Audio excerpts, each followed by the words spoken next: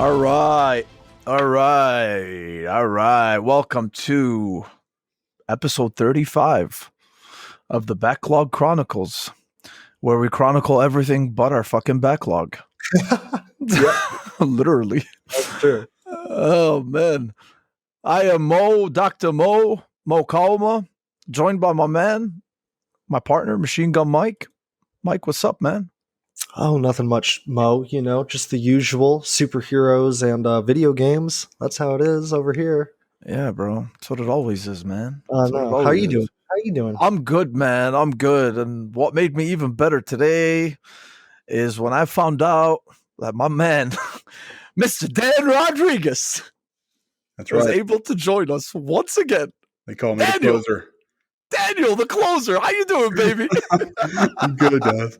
I am excited to be here again. Looks like we got some awesome topics. I didn't realize Prince of Persia was delayed. I've been kind of like having a little small Twitter sabbatical.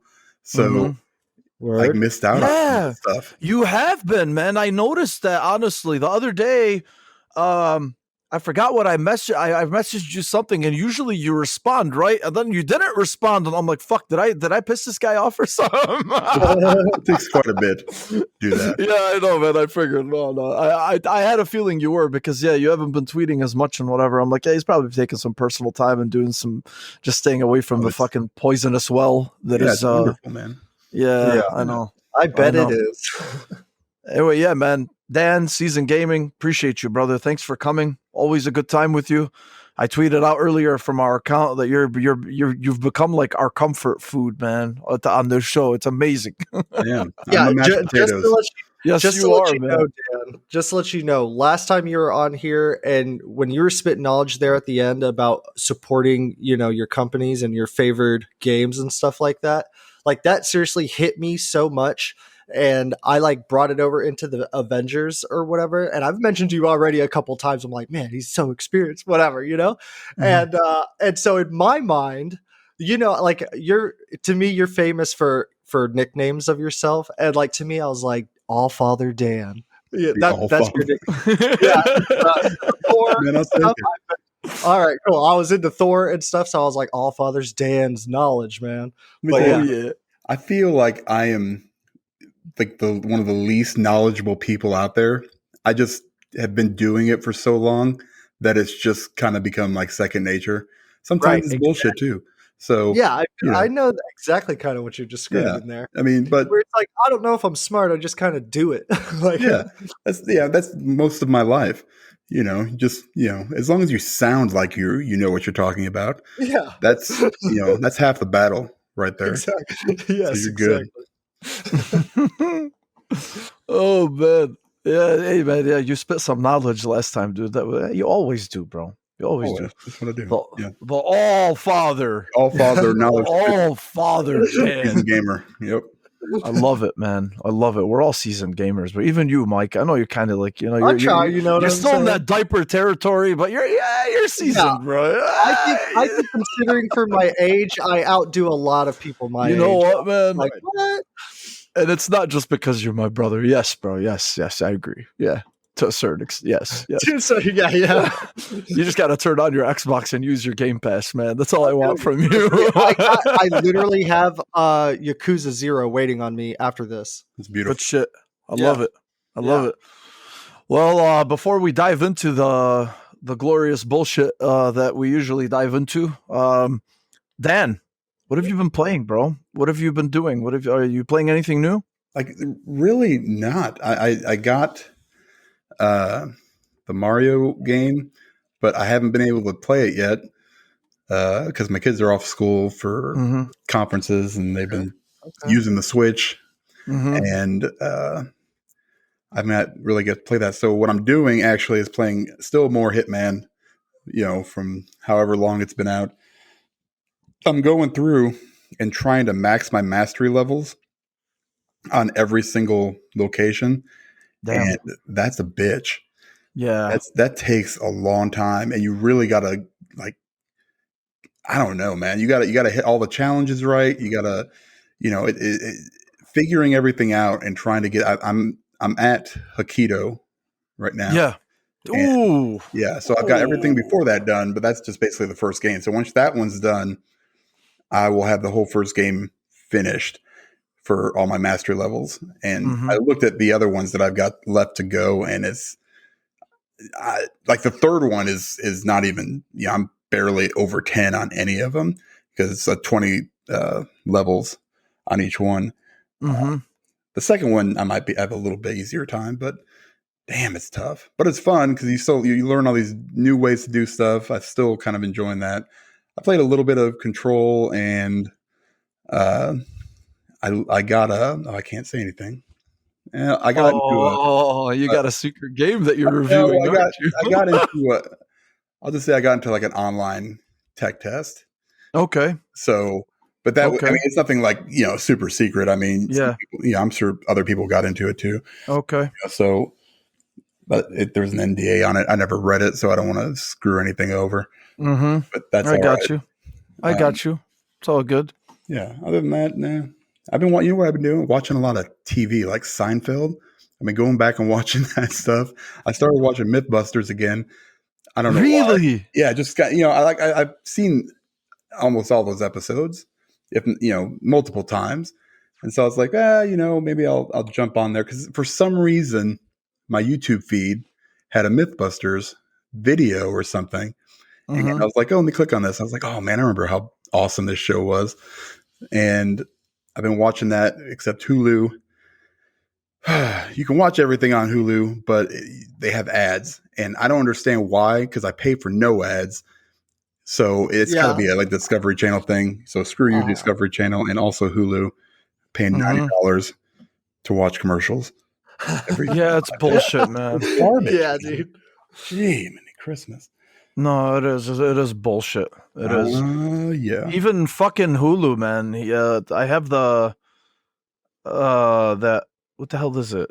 I forgot. Like the base membership, and then if you want to like upgrade to no ads, it's like another $5. Yeah. And I would do it, honestly. I mean, I have Netflix, I have Disney Plus, I have Apple, I have whatever the fuck else. But the thing is I use Hulu the least out of all of them. That's why I just haven't done it yet.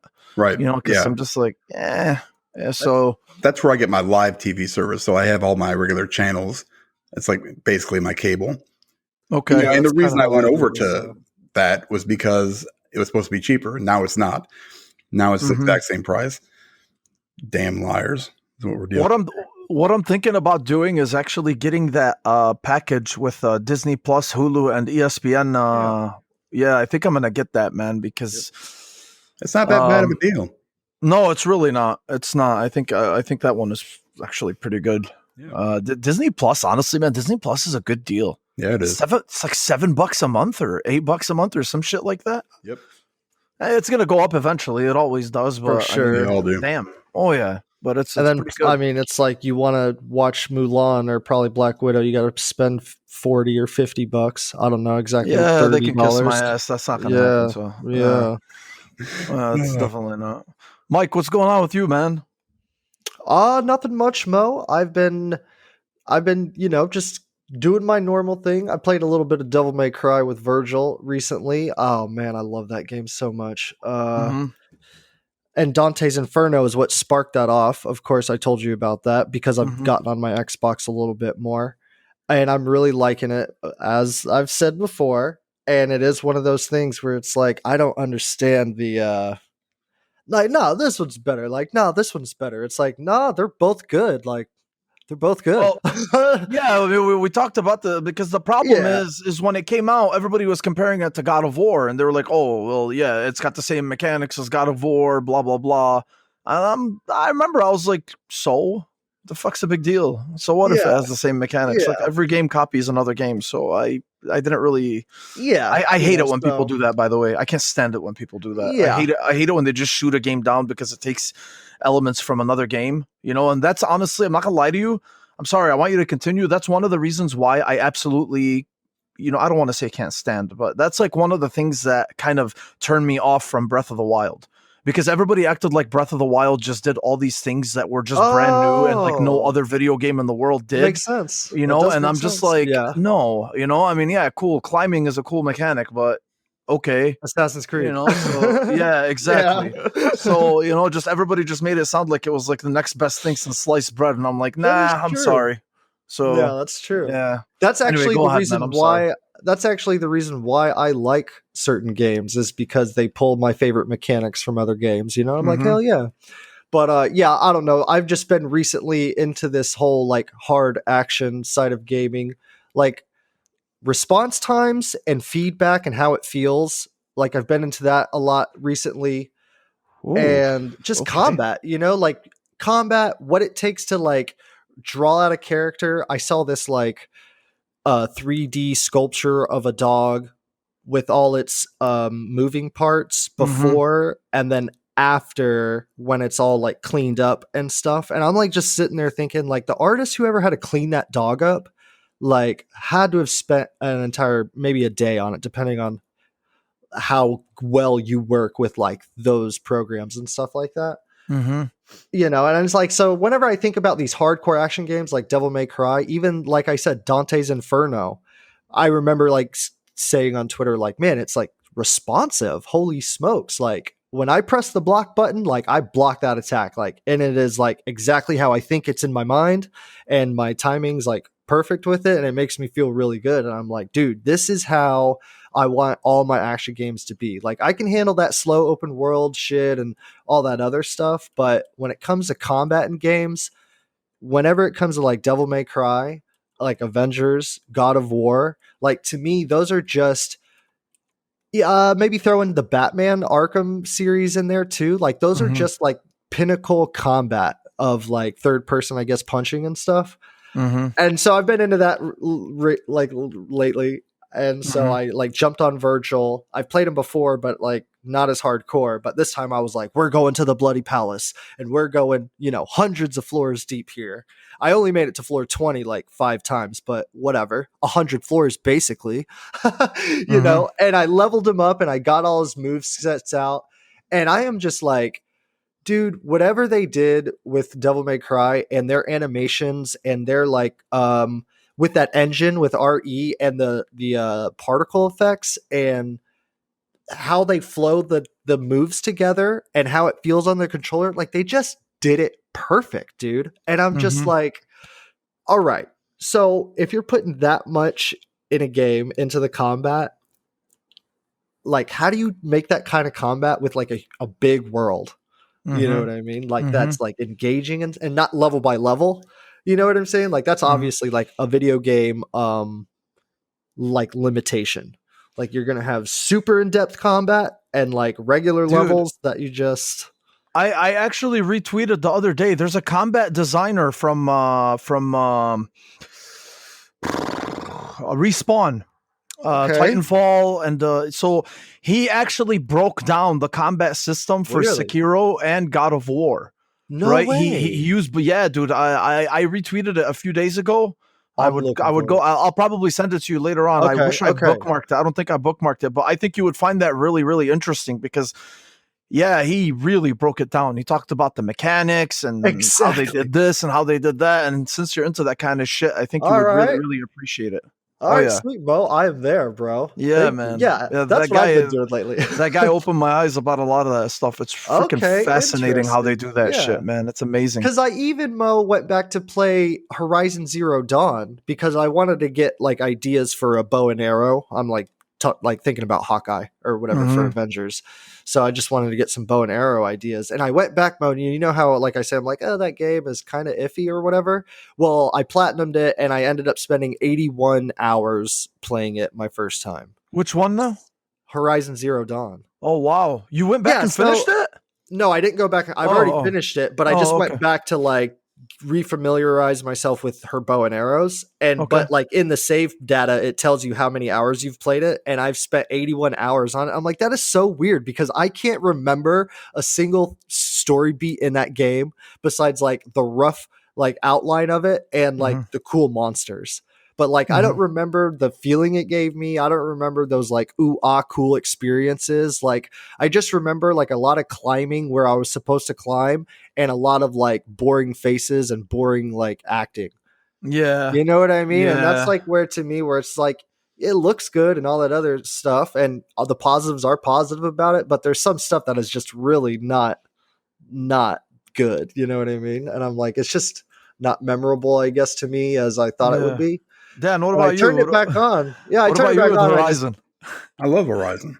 Oh I'm yeah. super looking forward to that sequel coming out.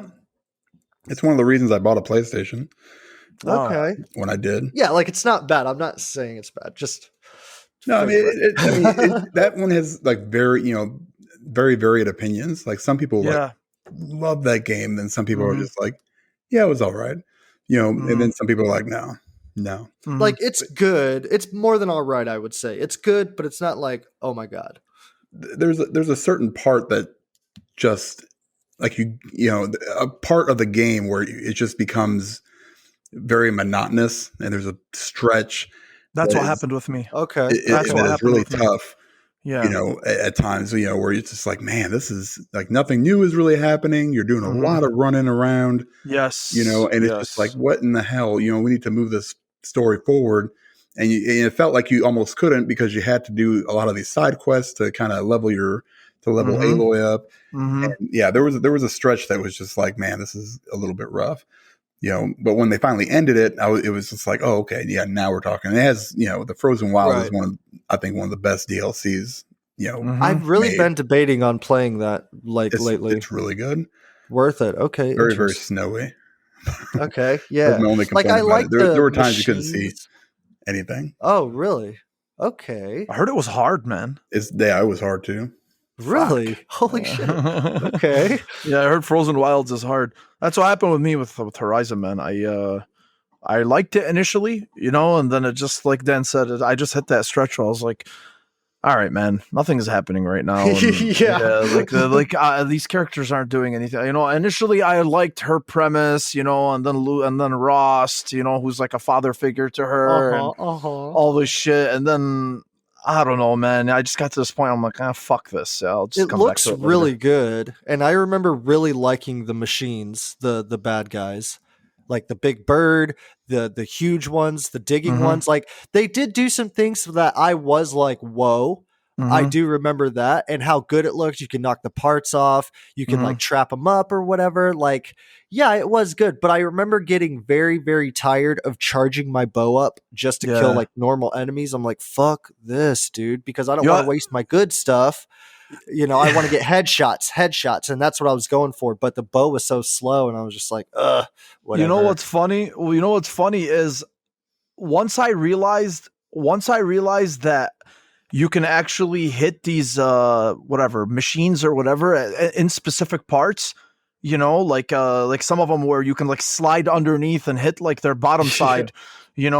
Once I realized that you can do damage like that, I was already past that point where I was kind of getting sick of the game. Oh, And I was shit. so mad, right? Because I'm like, fuck, man, if I knew this from before, maybe, had that whole tactical thing, would have kind of resonated with me more. But by that point, I was just burned out, from it. So, yeah, that is something I do remember. You know what that game reminds me of a lot is it's an old school game. I didn't play a lot of it, but I remember being very interested in it in my Xbox 360 days. Lost Planet, I think it's called, Mhm. where you're like on a snowy planet, Mhm. third person shooter. You Mhm. got aliens that you got to Mhm. hit in like certain directions or certain points. Have y'all played that? Yeah, I remember There's like that game. three yeah. of them. Mhm. Yeah, there's like Mhm. 3 of them. And at the time, it was like, ooh, this looks good. This is a crazy looking game. I remember that. I played the demo of it quite a bit. He can Mhm. like strap around like Spider-Man kind of. Yeah. Okay, yeah, that's what it reminds me of. Just like a way better version.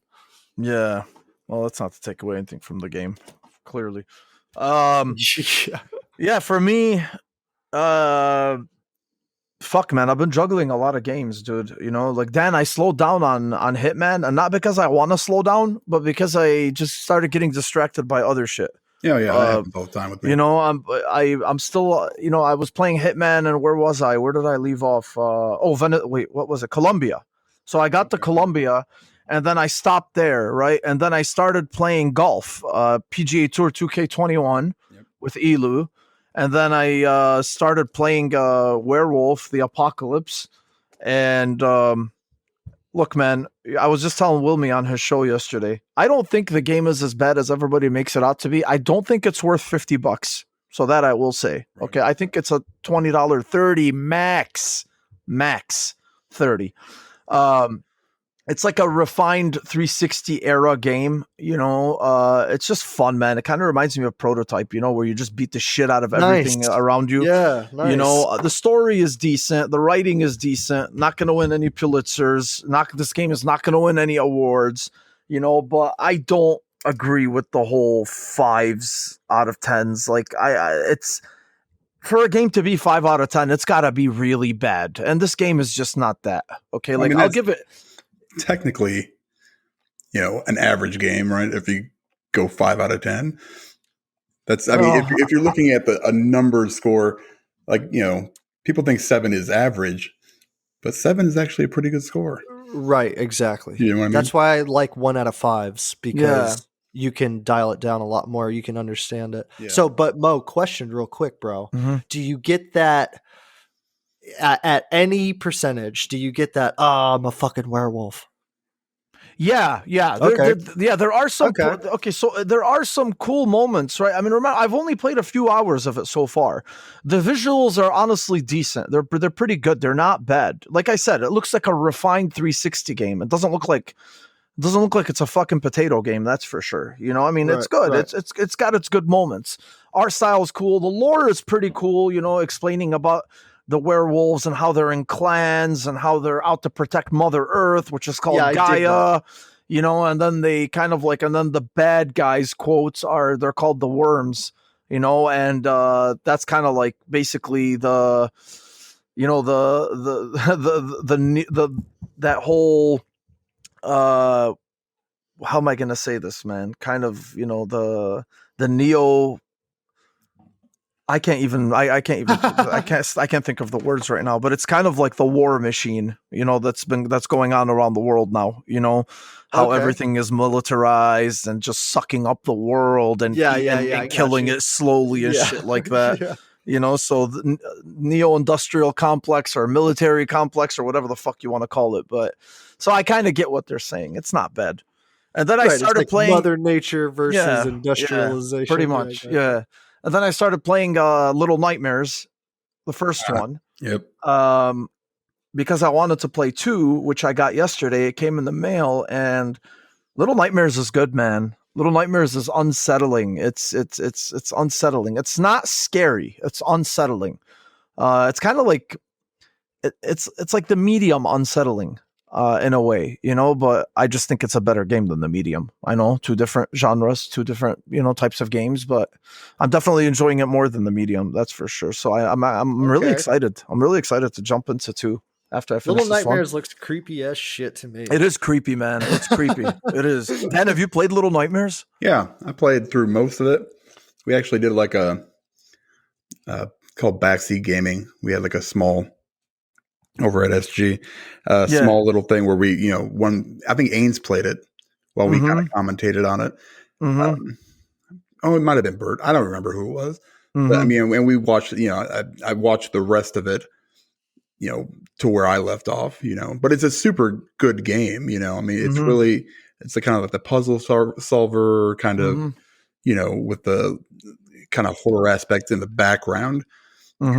But it never, you're right. It's never really scary, but it wasn't really my type of game anyway. But Little Nightmares 2 looks really, really good too. It does, man. It does. So is that the kind of game it is? It is a horror game, but like the premise of the mechanics is like experimenting with what you can and cannot do, where you should go, solving the puzzle it's pretty linear. It's pretty linear. Right, I understand that. Inside or something. Yeah. Oh, so like you can progress just by pressing right on the stick. The puzzle.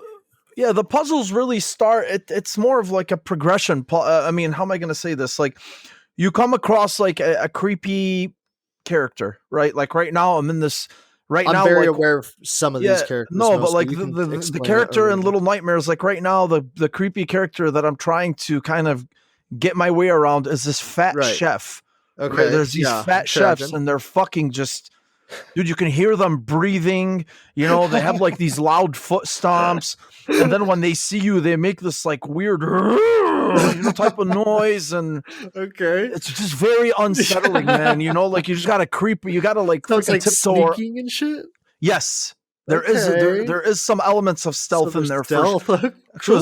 there's a lot of stealth in there. I'm not gonna lie to you, you know, Really? because like I mean, Timing. you know, and stuff. you get to these points where like you have to walk on the rugs instead of the wooden floors, you know, because the floors make sound and they creak, you know, and if you start walking on the wooden floors, they hear you, you know, so it's cool, man. I Cool. like it. Yeah, I did not know it was that in depth. I thought it was just mostly for the creep factor. Like it is. I know the yeah, story where yeah. it's like you're on some boat or some shit, whatever, like some place. I don't fucking know. That's the in, mall or something. No, I think that might be two. And Oh, one DLC or some shit. Yeah. I don't know. Oh yeah, I know you're- I haven't played the DLC yet. Okay, so I know you're in some like fucking Mhm. creepy place, and there's like big arms and like some lady. Oh yeah, and, yes, like, yes, yeah. Those arms, those yeah, arms, like fat chefs, Mhm. like you're those saying. arms drove me nuts, bro. Yeah, So it's okay. It's in depth like that. I thought it was Mhm. just more like creep factor. yeah. No, it Okay. no, Alright. it's pretty cool. And apparently Ainsley told me, he said the game itself has like a message, you know, at the end. So once you get to the end, like apparently there's like this message that it's trying to Yeah, teach. So I know. I'm about really it. looking Okay. forward to that. All And right. I picked up Super Mario 3D World today. Never played the original on the Wii U, so I'm really I can't wait to dive into that, man. Is that the one with Bowser's Fury? Yeah. Yes. Yes. Ooh, Yeah, I haven't you're played gonna it. Super Saiyan in Mario, bro. Yeah. Oh, watch out now! Watch out now! What were you saying, Dad? Yeah, I was gonna say I never played the one on the Wii U either, so this will be nice. Oh yeah, it's I like feel an all better new about experience that. for us, man. Yeah. You a Mario fan, Dan? You know, I mean, he was one of the OGs, man. So Yeah, right. That's how I feel. So, too. It's yeah, like, you I gotta gotta- like him. I mean, I played I think most of the games. There's been a couple that I missed, but Right. this is one of them. So I'm kind of glad I got to pick it up for the first time, even though I mean it's basically a direct port. Yeah. You know, with a little bit of a resolution bump, I think is what I saw, and that's it. So, Mhm. I mean, Nintendo doesn't even have to try to get my money anymore. Yeah, they really don't. Yeah. Yeah. Today I was They know today what was they a, have. today was a disaster for me with Nintendo. So these fucking people, man, I swear to God, Why? it's well, I got that red console, and then I got the game, and then I got a couple of amiibos, and yeah, bro, it's just Oh. yeah. Just That red console looks nice. I do like full pretty on much everything you got. full Like on it. degenerate mode today, but that's what Nintendo does, man. Oh, You that know, Mario one? yeah, the red one. Yeah, that's the red and cool blue one. shit. It's just I'm gonna display it. Honestly, I'm not gonna fucking use it. I'm a degenerate, bro. I've been using because I'm still using the launch day Switch, right? So I have no reason to pardon the pun, switch I it. got Wow. Yeah. One thing though, man, honestly, if you really look at the covers, Nintendo does such a fascinating job with their dude. Like, just looking their first party games, especially like Mario, Luigi, whatever it is, they do something with the color schemes. Okay, Dude, like that's what I was gonna say. they just invoke so much happiness when you look at Yes. their covers. Yes. I swear to God, man, it's like you can't help but just be enamored and just buy it. Like you just want to play it. It's amazing, and I wish someone one day does some sort of freaking experiment with it. You know, like with like the brain, with I these see. with this hormonal shift and how it makes you feel looking at. You know, like I want to see like people's serotonin levels when they're staring at like there you like go. a cover like Mario versus like werewolf. Yeah, right. I got you. Yeah. You know what I'm saying? Seriously, That is I good. think that's pretty cool. Anyway, man, yeah, let's get into it. The first order of business is Prince of Persia: Sands of Time, the remake. So apparently the developers, I think it's Ubisoft India, they put out a press release on February 5th. Well, really, it's all Twitter now, but they are delaying it. So the game was already delayed. The game was supposed to come out in December, and then it was delayed 3 months to March. And now they're saying that they're delaying it, and they don't have a timetable for its return. Or basically, all they basically said is, it's a beloved franchise. Your passion, support, blah, blah, blah. We want to make it the best it can be. They said that we've made the decision to shift the release to a later date. This extra development time will enable our teams to deliver a remake that feels fresh, blah, blah, while remaining faithful to Okay. the original. So I wasn't surprised that they did this, and I was actually happy, and I'm not going to go off of, oh, okay, I'm glad. I don't really care about, we've talked about this before. I don't care about delays, right? I've never given a shit about delays. You get disappointed a little bit, but, at the end of the Right. day, it's always for the best. But the thing is this game has been attacked since it came out, and I think rightfully so, because of the fact that it just looked like a last gen game. It looked like, actually it looked old.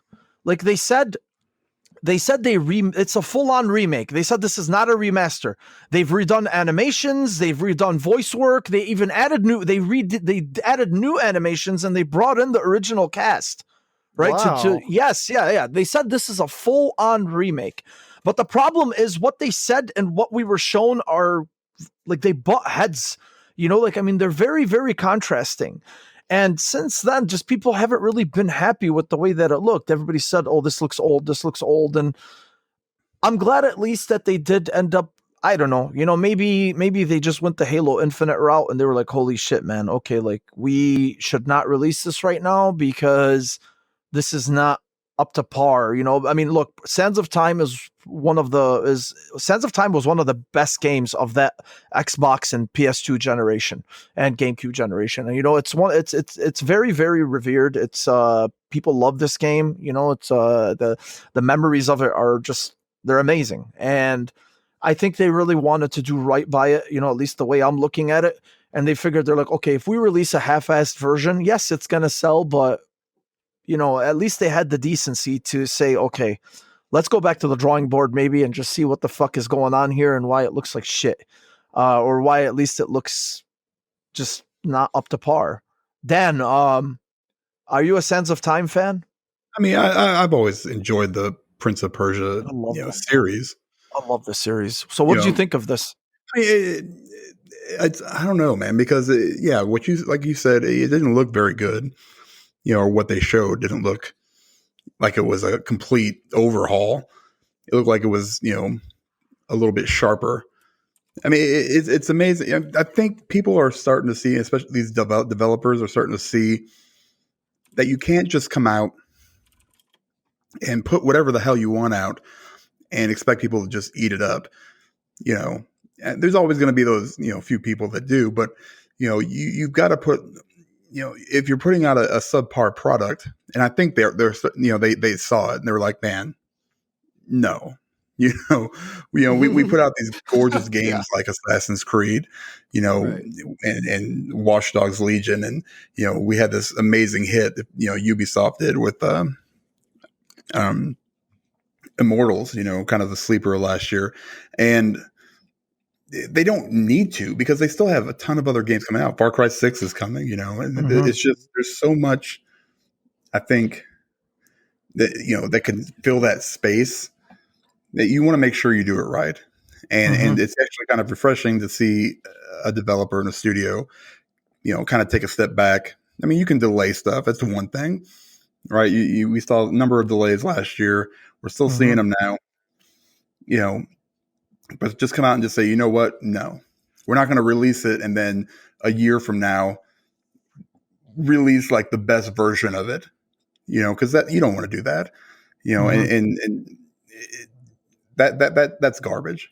Gamers, if they're putting down their money, they should get a complete product that is, what they described, that they can enjoy and sink their time into, and if they're paying $60, or whatever it is they're going to charge for it, you want a full game. You want a full game that is not just a reskinned, game from, 10 years ago or 20 years ago, whatever it is, and the Mass Effect trilogy coming out, that's going to be interesting to me. I want to see what they do and what they, if they can cross, I know it's a remaster technically, but a lot of the game had to be remade, and especially the first game from what, I've read. So you want to give them a reason and make their dollar go as far as possible. And Ubisoft doesn't have to. That's my biggest thing.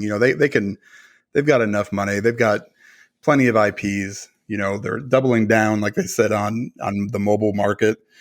You know, so you might as well just wait and put out a good product instead of, you know, half-assing it. It wouldn't make sense. Mm-hmm. Yeah, no, I think it's the cyberpunk effect, to be honest with you. Oh, sure. I think every student, and really, I mean, it's not just that game, though. Yeah, but it's just funny, right? Because that's like the most recent one. That's the most recent example that we have that was just an absolute shitstorm, right? So, you know, I mean, it's funny that this didn't happen because of Fallout 76 or because of No Man's Sky, you know, other incomplete games that have come out from. So, yeah, that was on CDPR though. That was it was. That was their poor choicing. They knew what they had. Yeah, and absolutely. And it wasn't. That's saying it was bad. It's just that what they told us we were getting and what we got, I think, were two different things. You know, and that's really the bottom line. It wasn't that the end product was shit, because I don't think it was. I mean, maybe initially on the older consoles, some people were having problems. Big deal. You know, you're gonna have that. You know, like you said, it's Fallout 76. New Vegas was the same way. You know, I mean, all the Fallouts are basically every large Bethesda game that comes out is like that. So, you know, but they, you know, I guess it's, you know, and plus you had like The Witcher 3. You know, you had this pinnacle of gaming that, you know, people were like, okay, well, they've done this. True, that had issues when it came out as well. You know, but they came back, fixed it, and, you know, great game, one of the best of all time. And I think they just overhyped their stuff, and they don't put out 15 different games a year like Ubisoft does, you know. So yes, you know, that was a whole. You know, I mean, but they did. I mean, I'm sure Ubisoft saw it. I mean, I think most of the gaming world did, and was like, man, this is what we don't want to do, even on a smaller scale, like something like Prince of Persia remake. You know, there's no reason to. Like if you had like if you were like struggling and you know, maybe you try to push something out the door, but I don't see why you have to when you've got so much money sitting there. Yeah, no, that is true, definitely. Mike, did you play? Are you a fan of the Prince of Persia games? I am a fan of the Prince of Persia games. What do you think about this, man? So I'm okay with it. You know me, I'm same with you on delays. I am tracking on both what you're saying. I'm agreeing with both of y'all. Just to kind of, not to repeat, but just to add on, sometimes I do forget that Prince of Persia, there were games before Sands of Time. It was like, do y'all know what it was on? Sega maybe? Where it's just side scroller, like the very first Prince of Persia, right?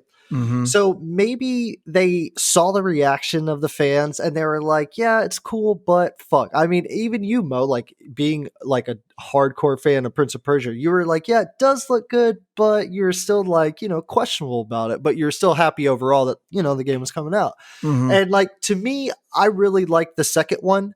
And I know the first one is similar, and I know you explained to me like how a little different it is. And then I played the Two Thrones one, the third one, you know. So I really like these games. What if they saw the reactions and they were like, you know what? Kind of like go back to the Mario thing where it's like Mario's kind of like, you know, they can like redo him. They got so many years of that. They could just sell that, you know, like hotcakes or whatever. Not that I'm saying that Prince of Persia is going to be the Mario of Ubisoft, but maybe they're like, you know what? Like if we do this one good, maybe we can have something here. Because to me, Prince of Persia is like, you don't get those kind of games anymore, really. Where it's like, oh, this is like wall traversing, like some kind of like on a track puzzle where you got to kind of figure out where to go as you go, you know, and then you got the fighting with the time manipulation thing. Like it's a cool setting. It's a cool standard. They even try to reboot it once, you know what I mean? So maybe they're like, you know what?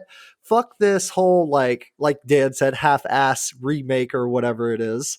You know, like let's go back to the drawing board, like you said, and like really put, you know, some elbow grease into it and make it that remake that could potentially like spur on a whole series of this stuff. Not a series of remakes, but just like, you know, like revitalize Prince of Persia again. And then like you can stick with the Arabic like setting and 2 and 3 and like, oh man, that new Prince of Persia games, the next gen Prince of Persia games are coming out. Like I would love to see that from Prince of Persia because I dig everything that it's about. So Maybe that's Yeah. what they're doing. And Well- if that is what they're doing, that'd be sweet. Well, the thing is too is like just in terms of the the Prince of Persia games. I mean, the Sands of Time is kind of like the Ocarina of Time of that series.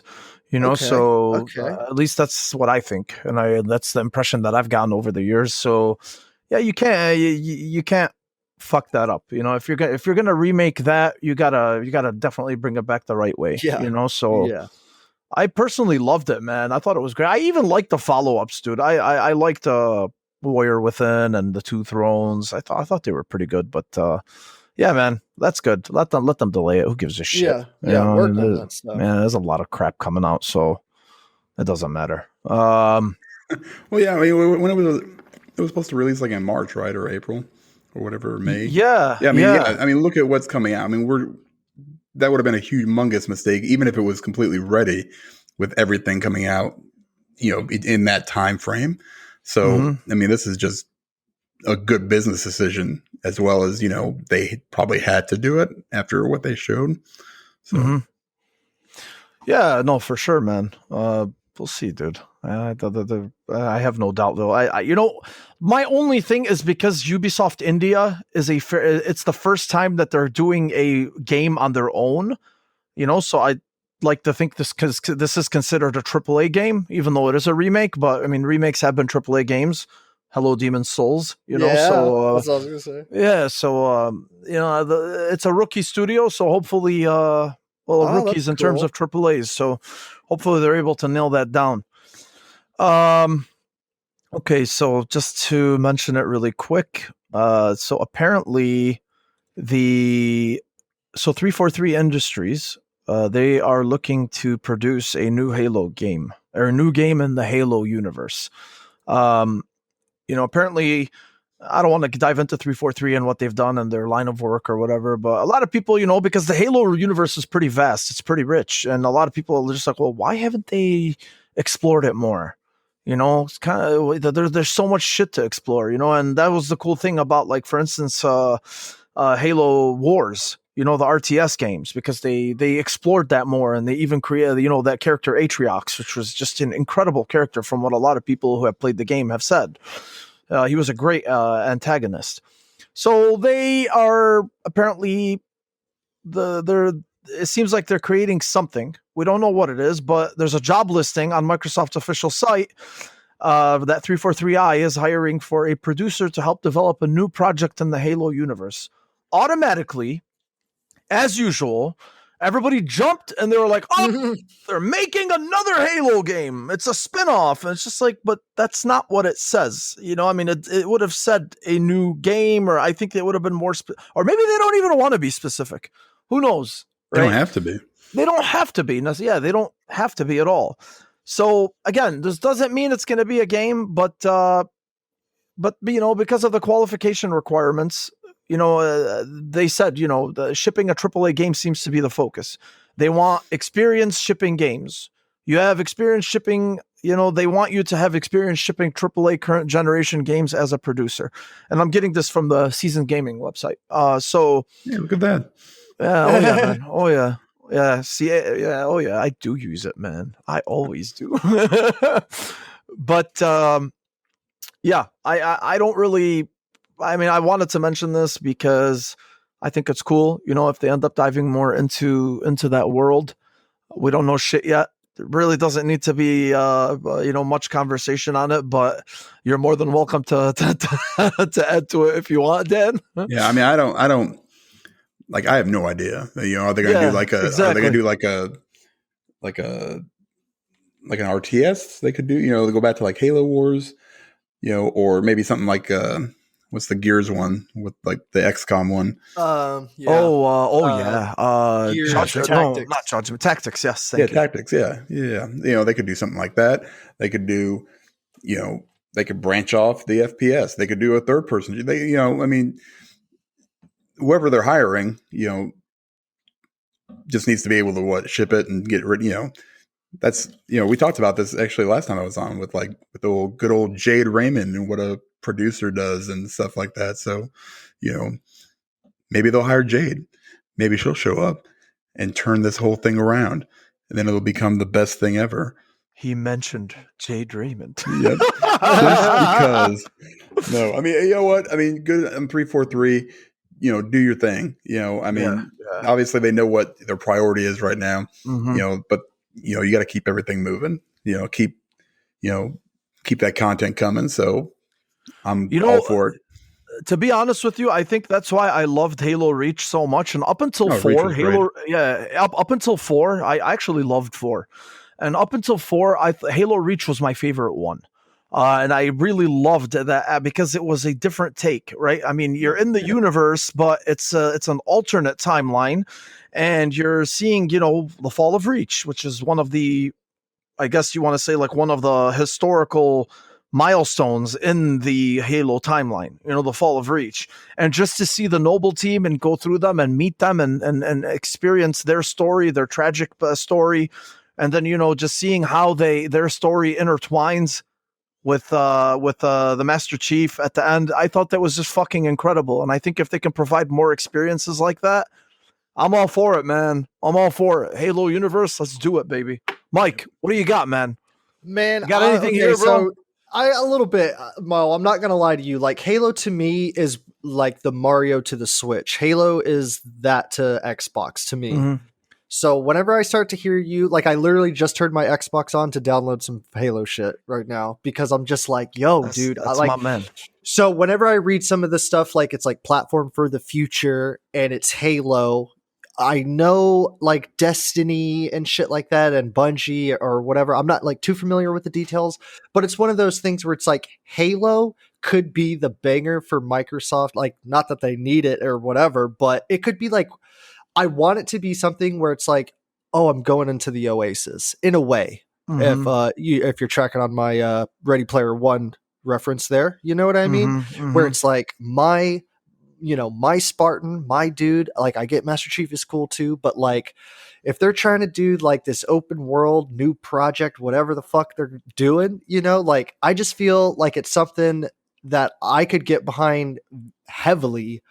If Mhm. I'm not saying like, oh, it better be what I expect or fuck that. But what I'm Mhm. saying is like because of the brand and what the capabilities and how close it is to Microsoft, right? Am I tracking on that? Yeah, Three, yeah, four, yeah. three. Yeah, Right. yeah. They can like, kind of like baby this thing into like Halo's new redefined like what console playing is about on the Xbox or whatever. And I like hearing about these new projects. It makes me want to refreshen up on my Halo gaming and Halo like lore and stuff. You know Mhm. what I mean? So it's like, Mhm. and that to me is a positive. So yeah, like I hope to see in about a year or two, or whenever like this 9th gen is hitting real hard, like I really do expect Halo to be kind of like one of those games like Call of Duty or whatever, one of those games that like everybody is constantly on, or like Destiny in a sense, where it's like, man, I want that. Like that's the Yeah. game to get on. It's Yeah. like the standard of games now. You know what I Well, mean? we talked about that before too. Like that's what I think they need to do with. I don't want to get into the whole Halo Infinite thing, but I think that's what Infinite, they exactly. but they have to do that with Halo Infinite because Yeah. you're making it free to play, which is already a huge move. And on top of that, if you want to make it free to play, you already know the Halo people are going to play this game no matter what, right? Yeah, And yeah. what you want to do is you want to try to attract the Fortnite players, you want to attract the Yes. Warzone players, That's you want what to I attract. mean, man. You got to bring in the people that have no experience really, or just don't care for Halo, and you got to try to make them care about Halo. And good luck to They them, got- man. That's yeah. they can They do got a it, hook but in me. yeah, They got a hook in me. I'll tell you that. yeah, for sure. So yeah, man, I'm excited. I hope it ends up being something cool. Hell yeah. All right. So this is actually interesting, and I do have a few opinions on this. So apparently, the ESA, which is the Entertainment Software Association, which is basically the company responsible for E3. So they're planning a digital E3 in 2021. So they said that their intention is to hold multiple 2-hour keynote sessions from game partners, an award show, a June 14 preview night, and other small streams from game publishers, influencers, and media partners. At least one major games company, VGC, the website Video Game Chronicle, they spoke to, they indicated that it would continue to run its own separate digital showcase rather than paying the 6-figure sums required to join E3's 2021 schedule. So a lot of people assumed that would probably be Sony. All right. And you know, I have to try to put myself into both camps here because I've talked to a few people regarding E3, you know, the traditional E3. You know, our E3 was, I fucking love E3 as much as almost every other gamer does, right? I mean, it was always the nerd holiday for us. It was always, you know, our holiday in June. And, you know, I loved it so much that I was planning on actually going last year because I graduated from my medical residency in June. And I remember in 2019, I told my wife during E3 2019, I told her, I'm like, hey, I was like, next year, I'm going to E3. I was like, I was like, I want that to be like my graduation gift to myself.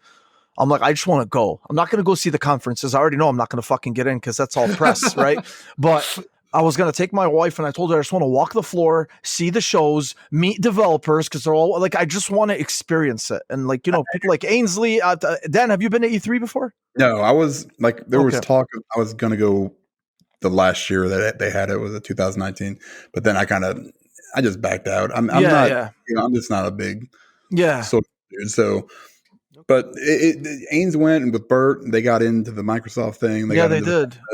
They got into all that stuff. He wore like a suit with a dark green, like, you know, shirt underneath. Yeah. He showed me though. Nerd. He showed me those. I'm not gonna lie, he looked sharp. He did. He did, man. He looked like an exec, but he did. Yeah, he really did. It could have been like, you know, Bill Spencer, you know, or whatever, you know. I've wanted to go, and they make it sound like really awesome. You know, like I know they had a lot of plans for, you know, last June. You know, with he told me they were going to rent a big house and all this shit. Yeah, I don't know what I want to try. In-N-Out Burger. That's like my main reason to go because I've never had In-N-Out Burger, and you know, I'm fat. You know, I love fast food. You know, so that was my motivation. You know, but then I was just like, and then everything happened, and then everything got called off. So, yeah.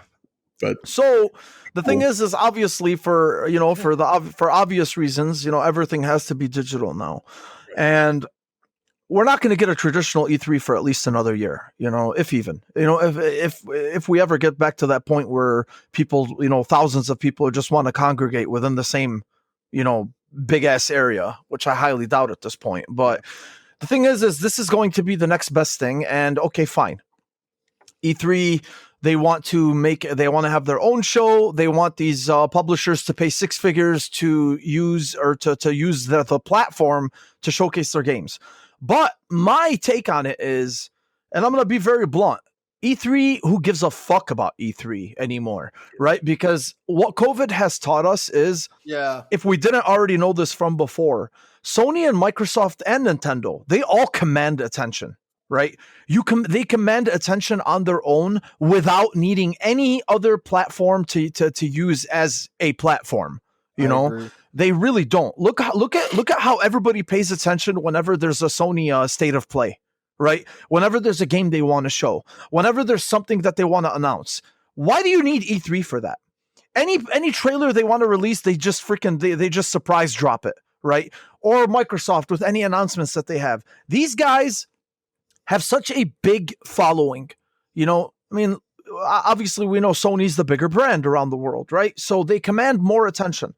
But Xbox's brand commands attention. So Nintendo's brand commands attention.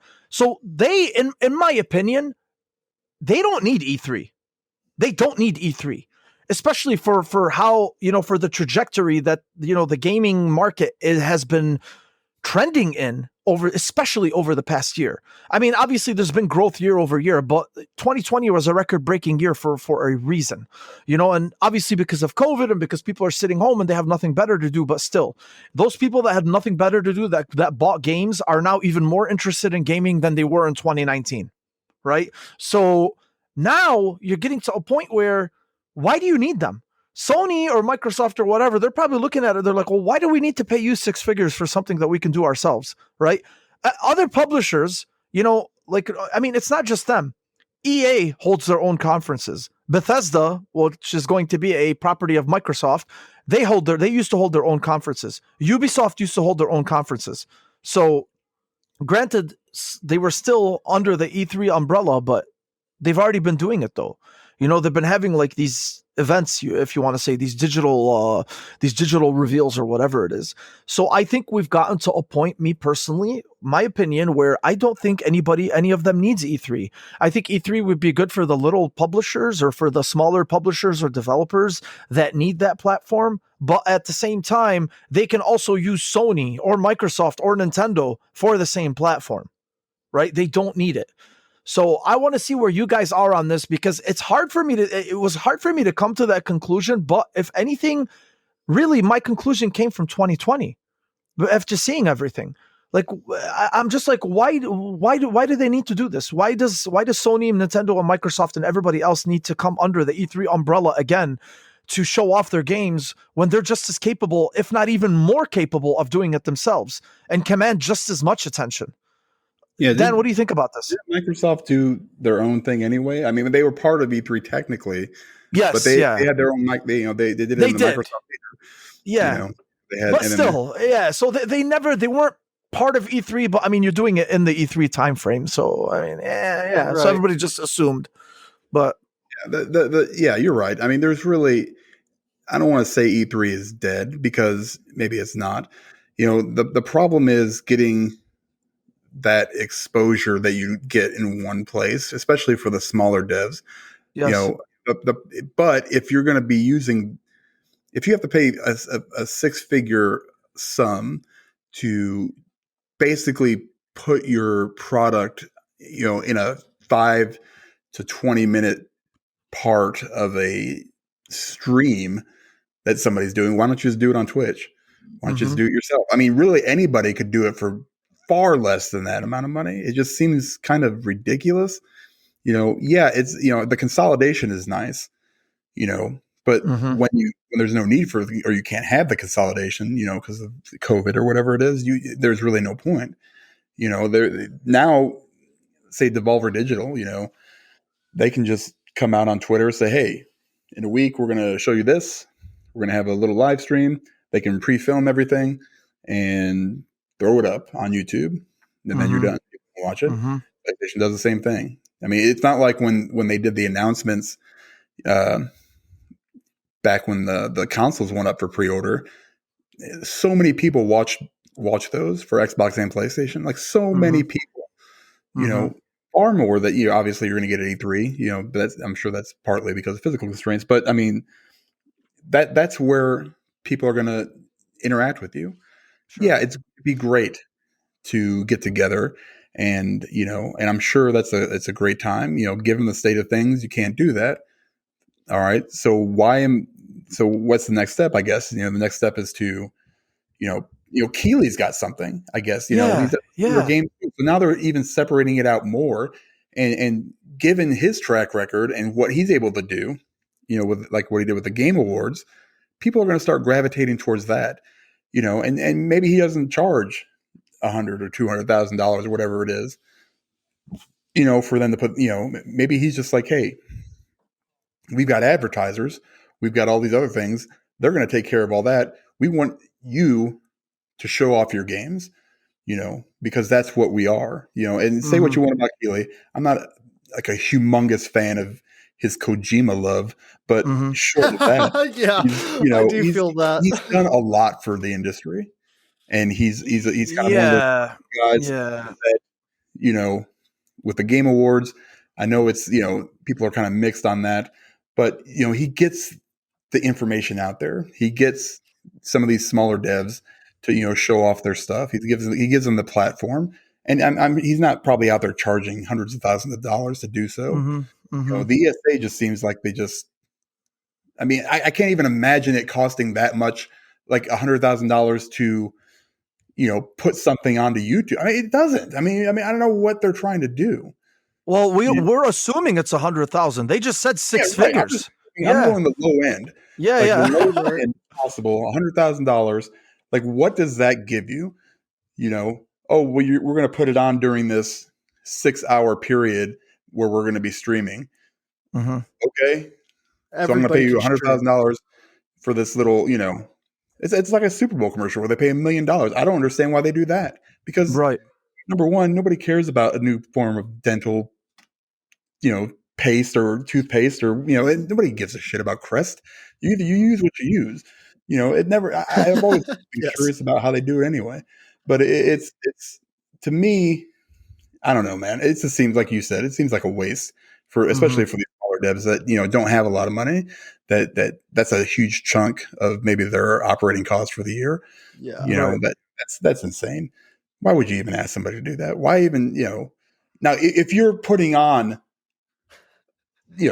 a giant con, then yes, like a convention. I mean, not like a con, but like Oh, if okay. you're I not a was giant like, convention, yeah. yes, you're going to have costs related to that. You're going to have all these everything needs to be, the renting of the thing, the hiring of the staff.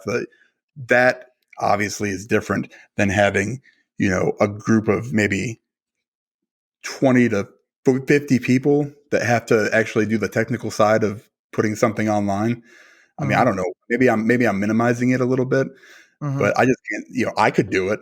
Like if you sent me a video with your game and stuff, it would take me probably about 30 minutes to figure out, first of all, how to edit it. It can't be that hard. I've actually done a little bit of that stuff, and then the longest thing that would take would be to actually post it to YouTube. I mean, just like whatever it is to upload it. That's it. That's what I don't understand. It's not like they're paying for all these production costs. Right. Maybe they are. Maybe I just don't. I don't see it. I don't see. I mean, and I hate to say that it's dying, but like you said, the bigger companies really don't need it. Sony showed that for 2 years now they haven't been there, and that sucks. For people that want to see it live, but now it's not live. But yeah, you actually touched on a great point, because Sony was the first ones to do that. Yeah. Sony were the first ones that are like, well, wait a second, why the fuck do we need E3? We don't need E3. You don't need it. We're just as capable, if not more. We command that market. Right. So why do we even need them? And remember when they first backed out, everybody's like, how dare they? How dare they? Well, no, man, they were actually thinking ahead. They were thinking ahead. This was pre-corona. This is pre-COVID. Yeah, hell yeah. That's a great point, dude. Oh yeah. Yeah, they didn't need it. There's no reason for them to do it at that point. I mean, but and that was partly, they had such a huge lead at that point in that generation where it wasn't like they needed to go out and right. What E3 for me would have been was like a fan experience, like what Xbox does. You can't do that online. You can kind of do it online, but you really can't. Not being able to shake the hands of these people that for your company that you love, or or meeting up with your friends. That's what and getting your hands on these demos. You can put them on the damn store, and they did that with the games thing, or what Keighley did last year. Yes, a handful of games that came out that you could test out. There was, and Xbox ran with it too. They worked together. Where you could try these games out like you were at E3, but you weren't at E3. At this point, it's coming down to where, I mean, I don't know how much they make.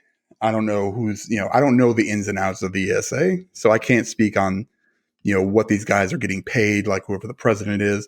Then they had the whole fallout last year with the people's names getting, put out there and all their information and the leak and all that stuff. I mean, they're just not. They don't make sense in this time, in our world, I guess. Yeah. So there's really no point in having them right now. Mm-hmm. So I don't know. No, you're right. There really isn't, and even Keighley himself, man. Keighley himself, kind of like when this was announced, somebody asked him, and he said, he's like, no, he's like, I am not going to be part of it. Actually, somebody mentioned him, and then he put up this GIF of like a GIF, whatever the fuck you want to call it, of like that little character doing like a peace out. So he was kind of like, nah. I'm not involved with that. And it's so funny because he was the one that used to host the E3 Live. Yeah. He used to host E3 Live, right? That's interesting. I didn't know that. I mean, yeah, you get the impression. He's like, I mean, dude, look, he went on the show for a few years. He learned the ins and outs. He developed relationships, and he's like, "Well, fuck you. I'm just gonna do my own thing now." And maybe he Exactly. saw something behind the scenes where he was like, "This Yes. is not right. This is, I could do this for less money, far, far better. And this is not even the digital thing. Just like, I can do all this stuff. Why should these companies have to? Maybe I'm giving Keeley too much credit. That's a Mhm. possibility. Because I'm not like his number one fan or anything. Mhm. But maybe I just don't know, and Mhm. that's it'd be interesting to kind of dig into like what the ESA is all really about, and is there like memberships or is there, what are they getting for this $100,000 or six figures, that's because I guess is my question because that seems like a lot of money to Yeah, not. yeah, yeah. Exactly. Like to host us? Nah, we don't No. need you. Yeah. Mike, where you at on this? Yeah, I'm so with you guys. I do believe that these platforms are strong enough to hold their own in any type of form digitally. Like, I mean, Nintendo, what are their little lives called? Their little segments? I Which mean, ones? shit. The little man, I forgot what they're called. They're like literally 2 minutes long, and they Oh, just post videos. the Directs, Nintendo Directs. There you go. Yeah, like on their YouTube channel, like when Sony posts something, like I'm subscribed to. Like, okay, so the YouTube thing is, I get it in a sense where it's like it's laughable in a sense, but then on the other hand, like it's where these creators, whether you're a big dev or small dev, can put their ideas out there. Um, anyways, I was really impressed the way that like they did the award show last year.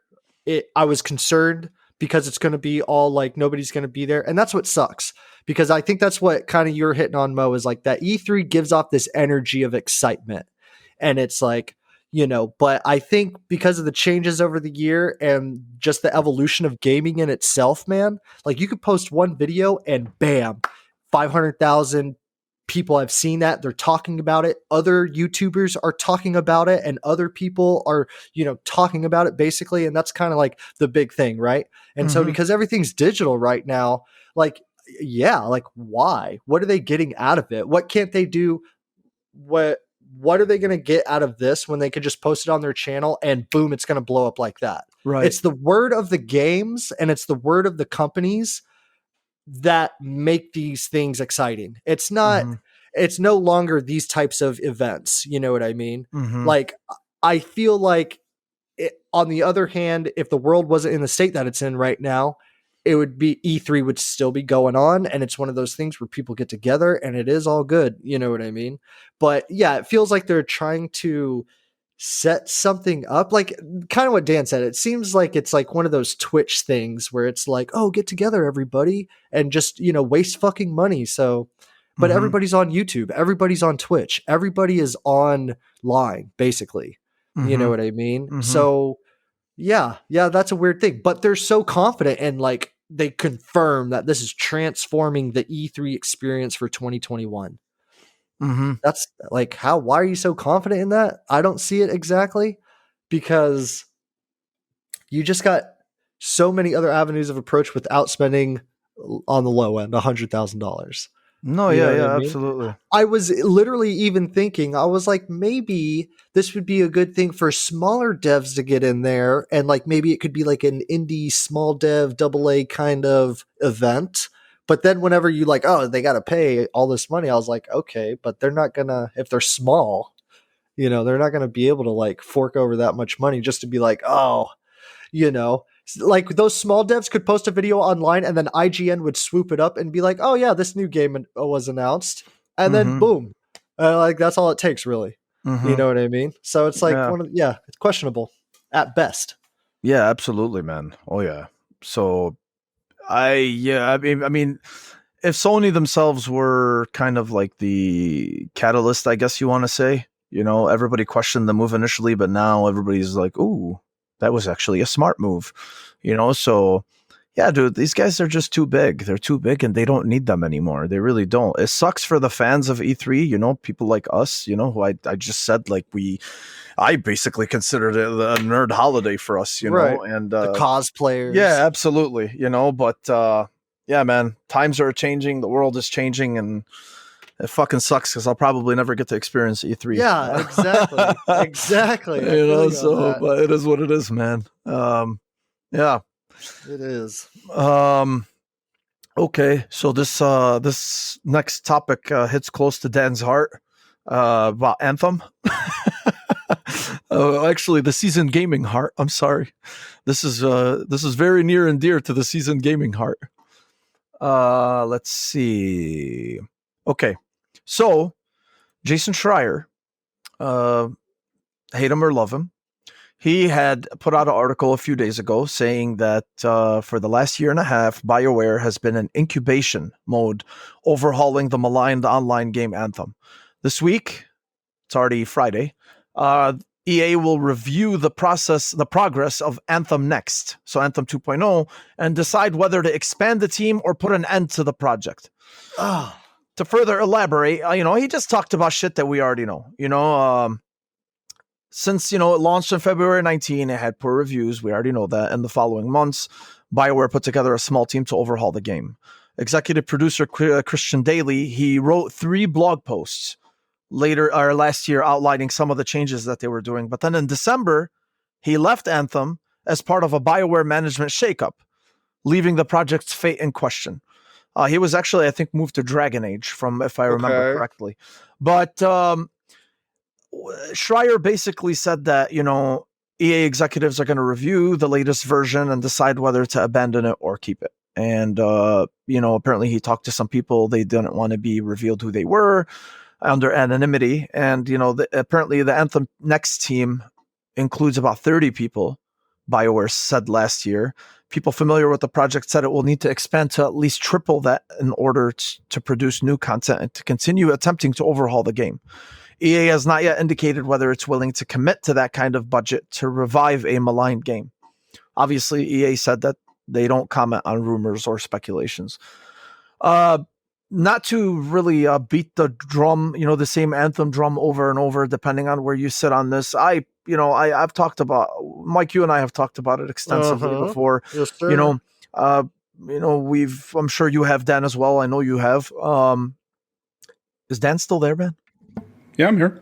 Oh shit, man. Yeah, okay. I just want to make sure, man. You were being very loud, so I just want to make sure. No, I had muted it.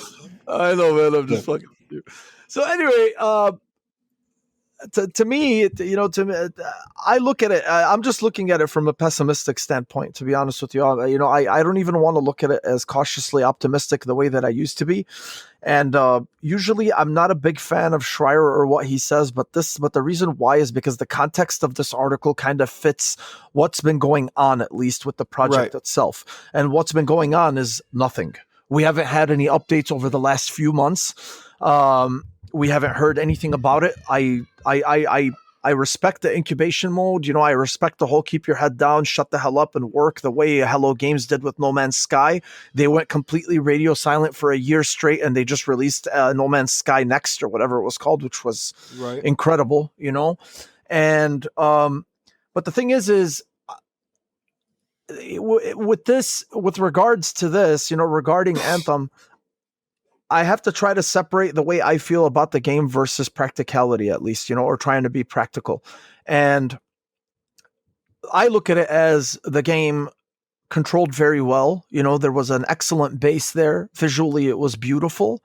The flying was fun. The combat was fun, to a certain extent, but it was empty, right? We already know the story. The looting system was terrible. There wasn't much depth to keeping. They didn't offer a lot of substance to keep the player base engaged, and a lot of it also had to do with the looting system, And there was just a lot of under-promised things, that just never really came to fruition, it was over-promised. The game was very over-promised, and nothing that was promised is what we saw in the final product. So I'm looking at it when I'm reading this. I'm like, okay, if what you're saying is true, If you're telling me there's 30 people working on this game now to try to revive this fucking colossal fuck up, okay? If you're only dedicating that many people and the interest for the game right now is at an all-time low, why is EA from a financial standpoint going to pump more money into this, despite the fact that they have iterated and reiterated multiple times that they were committed to the IP and that they're going to deliver the game that they promised? I don't know, man. It really sucks for me to even think like this or to even say it, but I do think that, we're probably gonna. I think EA will take the PR hit. They don't care, right? Because to them, they know that everyone is expecting that, right? So if you meet those expectations, yeah, you're gonna get a small PR hit, but who gives a shit? Then you're just gonna start seeing a bunch of articles saying like, well, this was written on the wall, the writing was on the wall, everybody knew this was gonna happen, blah blah blah. That's honestly where I am with this. Because I'm looking at it from a financial perspective. EA doesn't care. Well, actually, most of these publishers, they don't care about what you think. They don't care about your feelings. They don't care about how attached you are to a series or an IP or whatever it is. At the end of the day, money is the bottom line. And if they feel like that, based on the statistics and analysis and all this shit that they're looking at, in the marketing team and within the marketing team and looking at just the interest being at an all-time low, they're going to be like, okay, if we dedicate more and more millions into this project, why is this going to be worth it? Are we going to get that money back? Will people become engaged? I do have a feeling that people will jump back into the game, out of curiosity. But the thing is, if you want those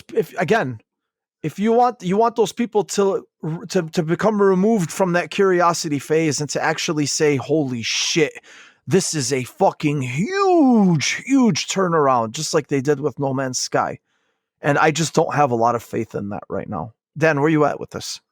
I mean, I think Hello Games did it with probably less people, right? I mean, yes. Yeah, they so it's possible. Did they though? I'm sorry to cut you off, but did they though? Because I remember initially a very small. Yeah. So I couldn't tell you exactly if it was, after that, did they step up?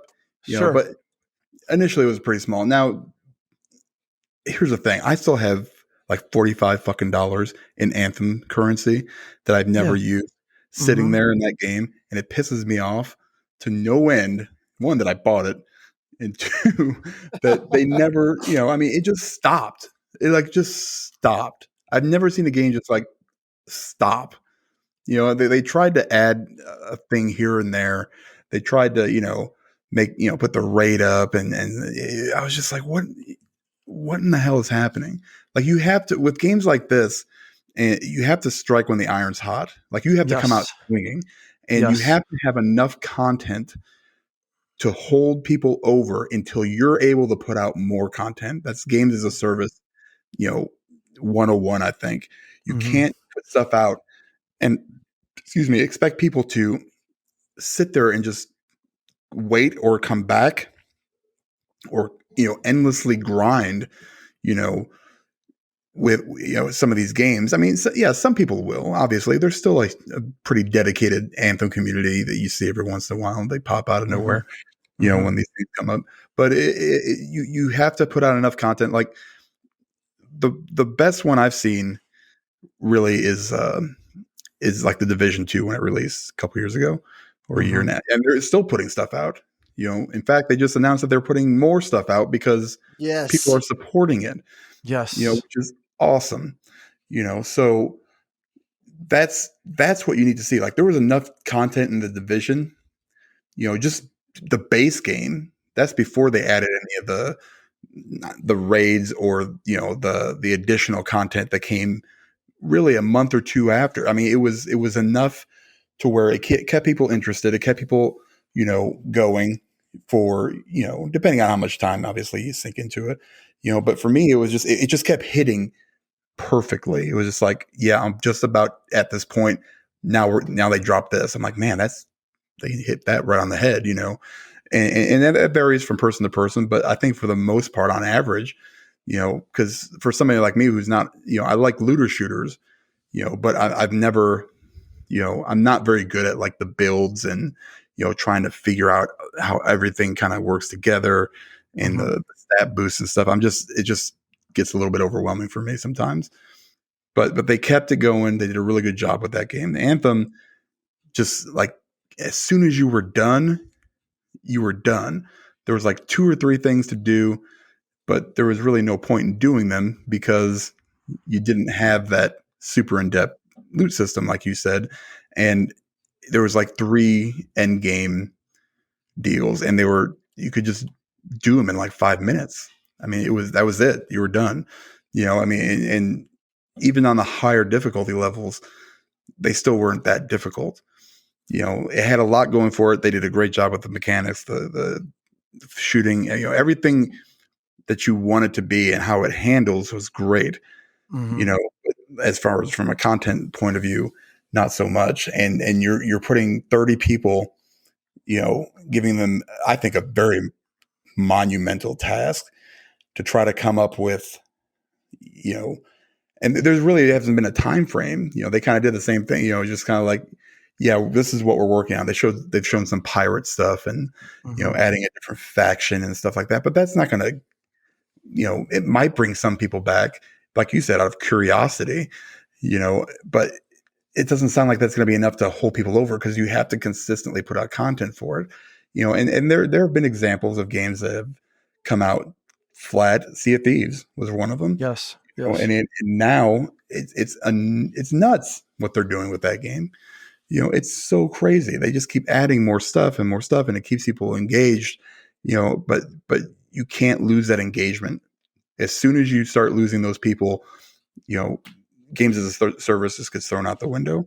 Mike, you play a lot of Avengers, love that game. I enjoyed my time with it because I love Marvel, the Marvel comic universe. So, but at some point, once I got to the end, I was just like, all right, now what do I have to do now? And it was just like, I mean, it had more than Anthem. I'll give them that much.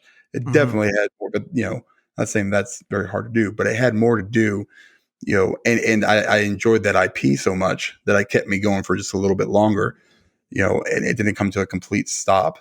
But I think, they're another example where like they promised, Hawkeye, coming out and has it come out yet?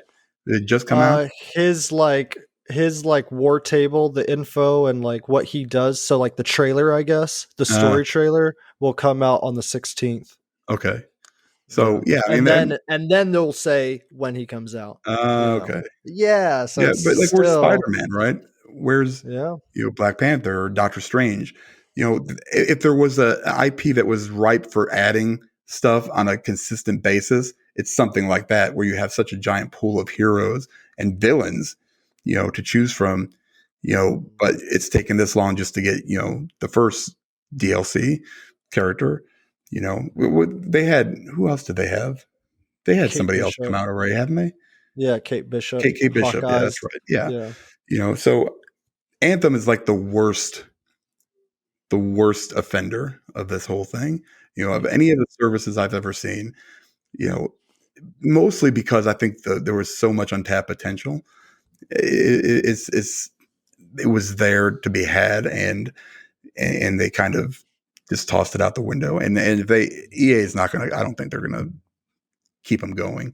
It does. I mean, I don't know. Again, from a developer standpoint, like how much can 30 people do?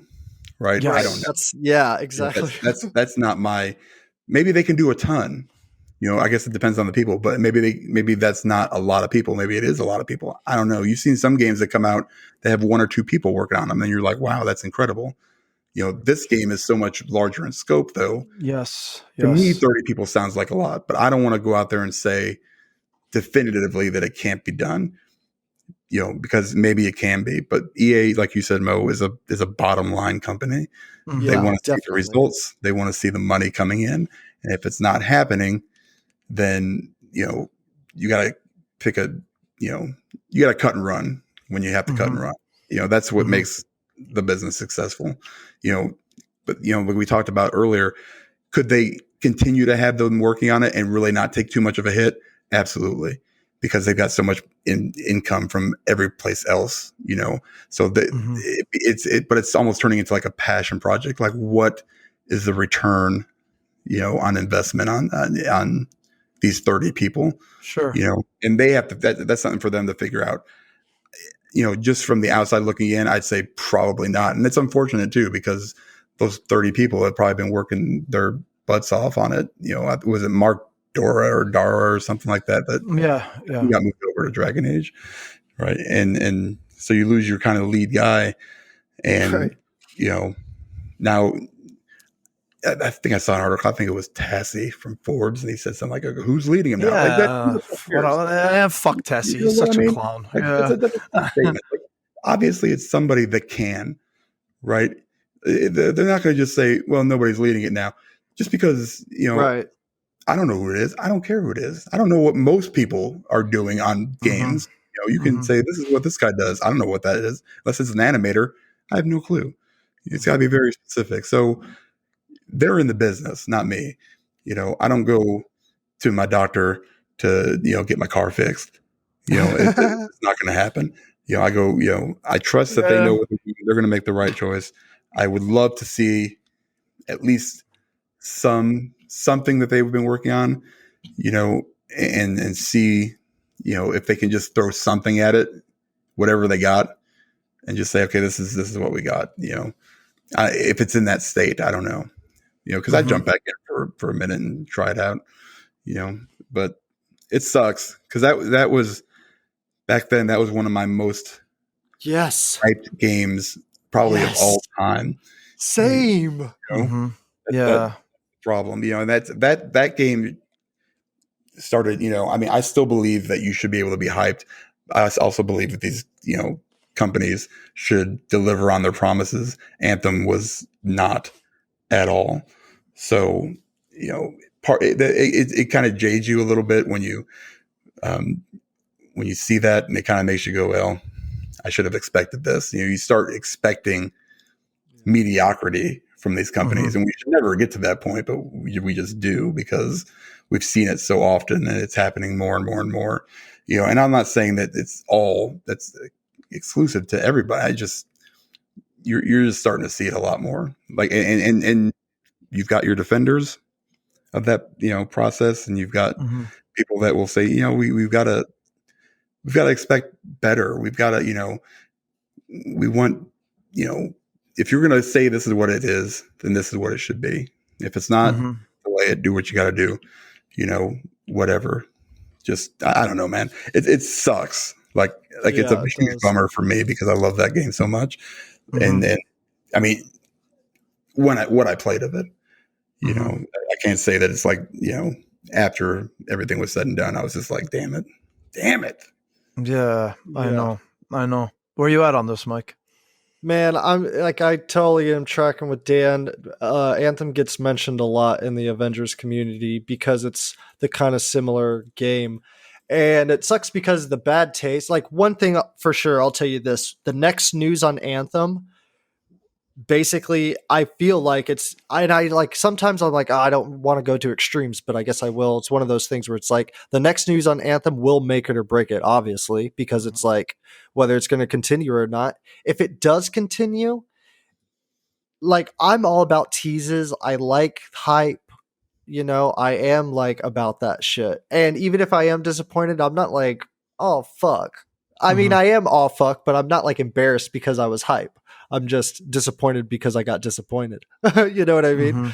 Mhm. And same thing for Avengers. Same thing with a bunch of these games I played, The Division, Division 2. But that's why you get games, just to kind of like counterbalance, though. That's why you get games like the very first game me and you played together, the third person shooter game, Ashes or some shit like that. Oh And then, yeah. yeah, right.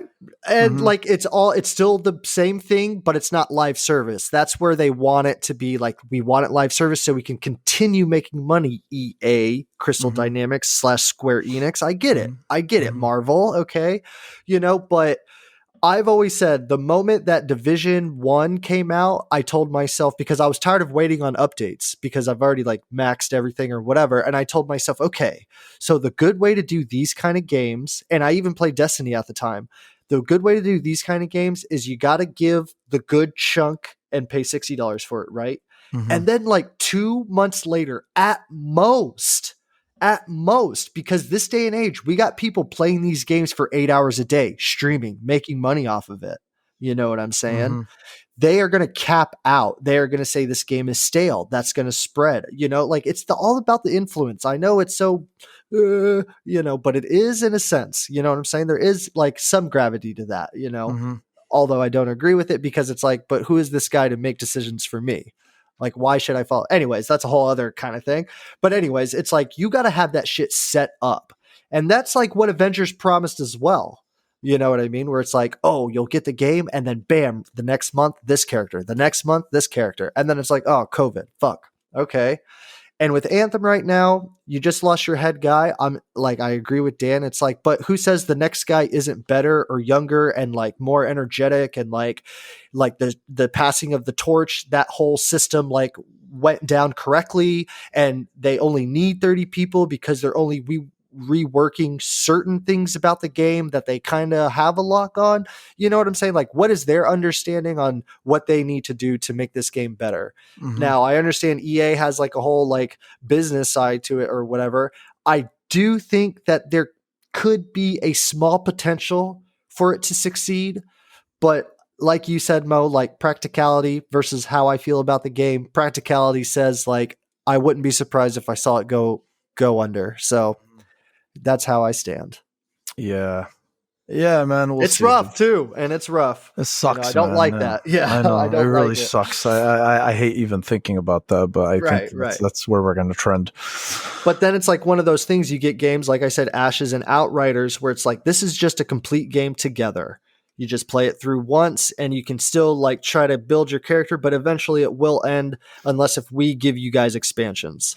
Okay. You know Mhm. what I mean? It's not Mhm. live service, like, I don't know, like, because Assassin's Creed put those kinds of microtransactions in it as well, because Mhm. Assassin's Creed is so fucking big now. It's basically like a live service game almost. Mhm. Yeah, you understand what I'm trying to get Mhm. here? Outriders, this whole like maybe cut it off, but just make it fucking huge. Mhm. Like as huge as possible, where it's like mimics a live service game, maybe, but eventually you'll get to the end. It'll just take you like 7 months if you like play through it all the time or Mhm. whatever. It's like, okay, so that's worth it. I'll pay $20 for an expansion in 2 months.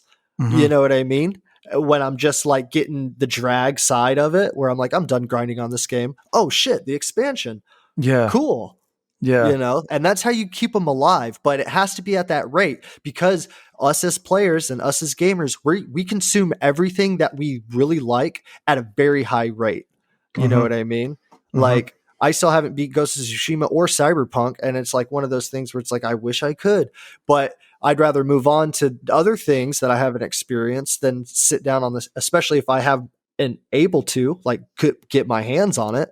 Then why kind of spend 3 months on the same game unless if I'm obviously using it for YouTube or whatever live service, so it's like there's a fine line here where these developers need to understand we're either doing this and we got it on track and we're going to pump it out like candy, or we're doing this and it will stop with expansions and we just make bank on that, move on to the next IP, whatever it is. You Right. got to figure that out because this continuance fuck ups of like Anthem, Avengers. I know Division 2 and 1 were almost in that water as well, where it was like, oh, this fuck these games. You know Right. what I mean? They're fucked up and they're not what they say. So it's like, man, they got to figure it out, man, because I am tired. Okay, now I'm like feeling almost angry where it's like, I feel like these games are going to change gaming, because that's what I thought Anthem was. I was like, this is going to change the way shit is, Mhm. and I'm digging this weird vibe, like whatever it is, this open world, like continually, like with your friends and jump in and out. It's all great. Like open world. Cool. Avengers. Oh man. Like I'm tired of feeling, oh my God, about stuff and then being like, damn, this sucks. Like this is a shitty time. You know what I mean? And then it makes the community shitty. And then you got toxicity just running rampant. and it's the same old note, and it just sucks. Yeah, it does suck. Mm-hmm. Yeah, man. We'll see, dude. I hope, I was hoping at least one of these, one of these mornings we'd wake up with a nice surprise saying like, hey, surprise, it's coming out in like 6 months. Yeah, those screenshots and all that stuff. Yeah, but the lack of updates is concerning for sure. Right. EA. Yeah, I know. Okay, so this was something nice. This was a nice little surprise actually, because I personally love Crash Bandicoot, the entire series, the franchise, and I love Crash 4. It's one of the better platformers that have come out over the past several years, even of the last generation. So apparently, Toys for Bob announced that Crash 4 is heading to the Nintendo Switch, PlayStation 5, Xbox Series X, and PC. It's coming on March 12th, which is exactly 1 month from today. And on the Series X and PS5, it's going to run in 4K 60 frames per second with quicker loading times. On the on the PS5 side, first, the upgrade is completely free for owners of the game on both PS5 and Series X. And on Sony's side, so the game is going to support 3D audio and the adaptive triggers on the DualSense. Now, I'm assuming that if it's going to support the Tempest 3D audio on the Sony side, it's also going to support Dolby Atmos on the Xbox side.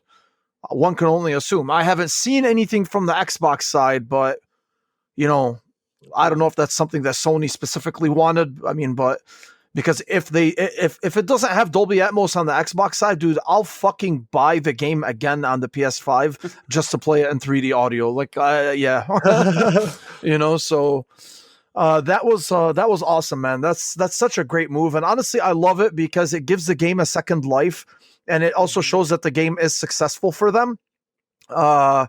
That it's done well, they kind of like went back to the basics. They went back to basics with the Crash franchise with this game. And I don't know if you've played it, Dan. It's so fucking good, man. It's so charming. It's so well made. It's difficult, but it still has that, those frustrating aspects of Crash, but not like, it's not unfair. Like right. Crash 1, for instance, So if you mess up, you fucked up, right. No, go ahead. I'm sorry. No, I've got it. Yeah. I mean, this is great. I mean, anything that we can get updates on is always great. So, I mean, yeah. And it's nice because I think it came out at a time where I got it and I played through, I think I might be on the third like dimension or whatever it is level. And, it's definitely difficult at times, but it's not, like you said, it's not unfair. And no. It's great because everybody's getting basically a free upgrade. PCs, they don't have it yet, right? So they're getting like and nice. Switch. Yep. So this is huge. Fantastic. Yeah, it's a big. It's again, it's a nice. It puts it back in the limelight. It gives it a second excitement wave, if you want to call it that, and it allows more people to play it. On top of that, it performed really well. I played it on the Xbox One X. I have yet to play it on the Series X. And on the One X, I think it played 60 frames per second, 1080p, and it looked fantastic. So imagine on the Series X in 4K 60 FPS, and that's going to shine, man. That's going to shine. That's going to look beautiful. Mike, are you a Crash fan? I am a Crash fan. I didn't play this recent one. But this specific one, I literally experienced and saw people who never even heard about Crash play this game, like younger folks and stuff like that. And I was like, oh, this is one of those games. And when you say about the charm and just the mechanics and stuff, I've watched a lot of streams of this game. And I was just like, whoa, these are people that I've played Crash 1 and 2 back on the PlayStation 1. So I know what I know Crash. And to see these people be like, whoa, this is interesting. Kind of like Spyro as well. When Spyro came out, it was like, oh, cool. Like, you guys totally missed that generation of gaming, So one thing is for sure, I know a lot of people got into this who never knew about it. So awesome, man. Yeah, that's going to be fantastic. So I'm really looking forward to that. good on them too. Yeah. I mean, it was yeah. It's about time. Shit. No,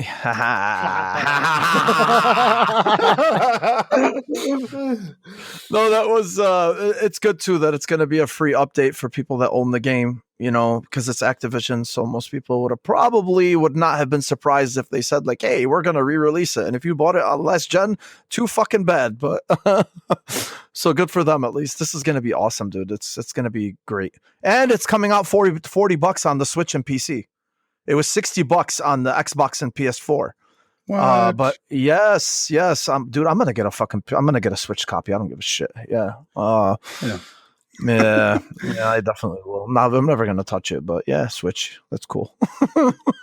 There's something about the Switch cases, man. I don't know what it is. Like, it's just, I don't know if it's the red or just they're so compact and cute. I have no idea, but yeah, degenerate. Let me see. Okay. So, this was, okay. So apparently DICE LA. So I didn't even know that DICE even had an LA studio. They did. They did have a LA studio, but they gave it to Vince Zampella. Vince Zampella is the head of Respawn Entertainment, Titanfall and Apex Legends and whatever. So apparently DICE LA is working on a Battlefield game, and nobody quite knows exactly what it is. This came courtesy of MP4. It's basically MP First, not MP4. It's a multiplayer first. That is what the website is called. So last year, EA announced that Respawn Entertainment boss Vince Zampella, he was tasked to also lead DICE LA, right? And that the studio was working on an unannounced game. So it seems the guesses on what the studio were working on can be laid to rest because it's been confirmed that it is a Battlefield game. So on Twitter, the senior design director at DICE LA, his name is Justin Wiebe. I hope I said his name right. He made people guess what EA franchise he was working on, and they actually screenshot his tweets. He said, any guesses what EA-owned franchise I'm thrilled to be working on now? Not Plants vs. Zombies, not Skate, not Apex, no Jedi. Correct. It's Battlefield for the win. And right away, a lot of people were, really excited about this because, Zampella himself teased that the studio is working on a shooter, but the big question was, what are they, if it's a Battlefield game, what could it possibly be other than, honestly, like, this is just my opinion. What could it possibly be besides Bad Company? Bad Company is very popular. A lot of people want that game again, want those games again, whether in remake form, remastered form, or even just the third fucking iteration, because they were fantastic. If nobody played the Bad Company games, they broke away from the whole, serious tone of the regular Battlefield games, which are made by DICE, the original DICE in Sweden, and they had a really cool, they had a group, a lot of comedy in there. The camaraderie between them was great. And there was just a lot of charm. There was a lot of charm to the games themselves, and on top of that, they were just fantastic shooters. And I don't think it's going to be another Battlefield Hardline game. It's not. They tested out Hardline. I think it was in 2015. It was kind of like these cops and robbers type of thing. It was fun, but it wasn't great. I think it was just like this thing that they just kind of threw out there. They're like, let's just see if it sticks. And it definitely did not stick. So I'm honestly excited for this. He's already hinted at a shooter. It's not going to obviously be Battlefield because we know that's by DICE Sweden. Mm-hmm. So, and on top of that, DICE LA, they were formed in apparently May 2013. They consisted of developers from EA's Danger Close studio. Danger Close was the studio that made those that rebooted Medal of Honor series. Remember those or 2 generations ago? Yeah, so they definitely have the experience. They have the first-person shooter experience there for sure. So I don't know, man. Obviously, it's just speculation, but we know they're working on a Battlefield game. we know it's not going to be a mainline Battlefield game, so one can only hope that it's going to be Bad Company. Dan, did you play the Bad Company games? Of course. What do you think about this, man? Does this excite you, bro? Yeah, man. Like that's what I've been missing from the Battlefield games is that single player experience. Because I love, like, if I had to choose between Battlefield and Call of Duty, multiplayer, Battlefield every single day of the week, no question about it. I've always loved their mechanics better. They seem more sim-like, less arcade-like. I'm not a very good like shooter, so I've always played like the medic or some kind of support role, and I did well, doing that kind of stuff. With Bad Company, we finally got like a good story along with the multiplayer, because there was multiplayer in that too, and that was really, really good too. And it was, they really started. That's when their Frostbite engine really started doing the the destructible environments and stuff like that, and which is commonplace now. But which one was that, Dan? Something new and exciting back then. Bringing down whole buildings and shit like that. Which one was that, Dan? Bad Company. They're okay, and they might have been doing it before that, but this one, I always remember it because of that. Along with the it was the four soldiers, kind of behind enemy lines doing their thing, and they were there was comedy, there was this camaraderie, and that's not to say they could take it and do like a straight Bad Company 3 remake, right, or continuation, or they could take, they can take that name, that Bad Company name, and put it back into like World War II and have like a, an older version of that. They can make it a futuristic version. Bad Company to me is just more of like a, that's their storied single player experience. Now we know we're getting a modern day Battlefield this year, the Battlefield 6 or whatever they're calling it. So, this would be a nice compliment to that. And that also kind of tells me that we're probably not going to see a whole lot of single player, portions of that game, kind of like 5 was, where there was really hardly anything. There was just like a couple missions here and there. It was terrible, and I mean, you basically played through the tutorial, then they added a couple things, but no, they never supported it. So it'd be nice to just have this game, but I hope they make it like long, and not like just like a little 6 to 8 hour, kind of thing, and there were rumors, and they were working on a Bad Company 3, a few years ago. I mean, that they were working on that. I think that's been confirmed, but then I think it got scrapped, or, I don't know what happened exactly, but it'd be nice to see a Bad Company. I don't want to see Hardline 2 at all. Yeah, I mean, that was like Battlefield, with that, like NCIS Battlefield is what it felt like to me, and it was just like, gosh, man, this is something. I don't know what, but but yeah, Bad Company was such a good franchise. I mean, just those 2 games. So the first one, especially for me, that was one of my favorite games from the series. But I mean, I've always been a Battlefield fan, so hopefully they'll do something cool with it. I mean, it could be something completely different that we haven't seen. It could be like a VR game, like Medal of Honor did. I hope not, man. Honestly, right. Me too. That was the one thing that I was kind of like iffy about, because when they said Medal of Honor was coming back, I was like, what? And then they're like, oh, it's VR only. And I'm like, so actually my son just got the Quest 2. So I'm thinking about picking that up on there to see what it's like. And, cause I like Medal of Honor too. That was always a fun series. But it's, they could go several different ways. I mean, EA, they kind of ventured into a little bit of the, I mean, it really wasn't them, but I mean, well, it was under their flagship, their the Squadrons game, that they started kind of getting into it. Sure. So that could be something, I hope it's not. I'd rather have them like a mainline Battlefield single player game, and do it, first person, obviously. I mean, I guess they could do like a third person a la Jedi Fallen Order, but Sure. and there's so many possibilities, Mhm. but as long as they keep the core mechanics of the multiplayer game, then I'm fine with it. 100. Oh yeah. Mike, did you play the Bad Company games? I didn't play that was Get on before- fucking Game I Pass know. and then download All both right, of them, bro. Are they Jesus on there? I didn't Christ, even know. man. They're part of EA Play. You're killing Oh, me, that's right. Smalls. Yep. Come on, man.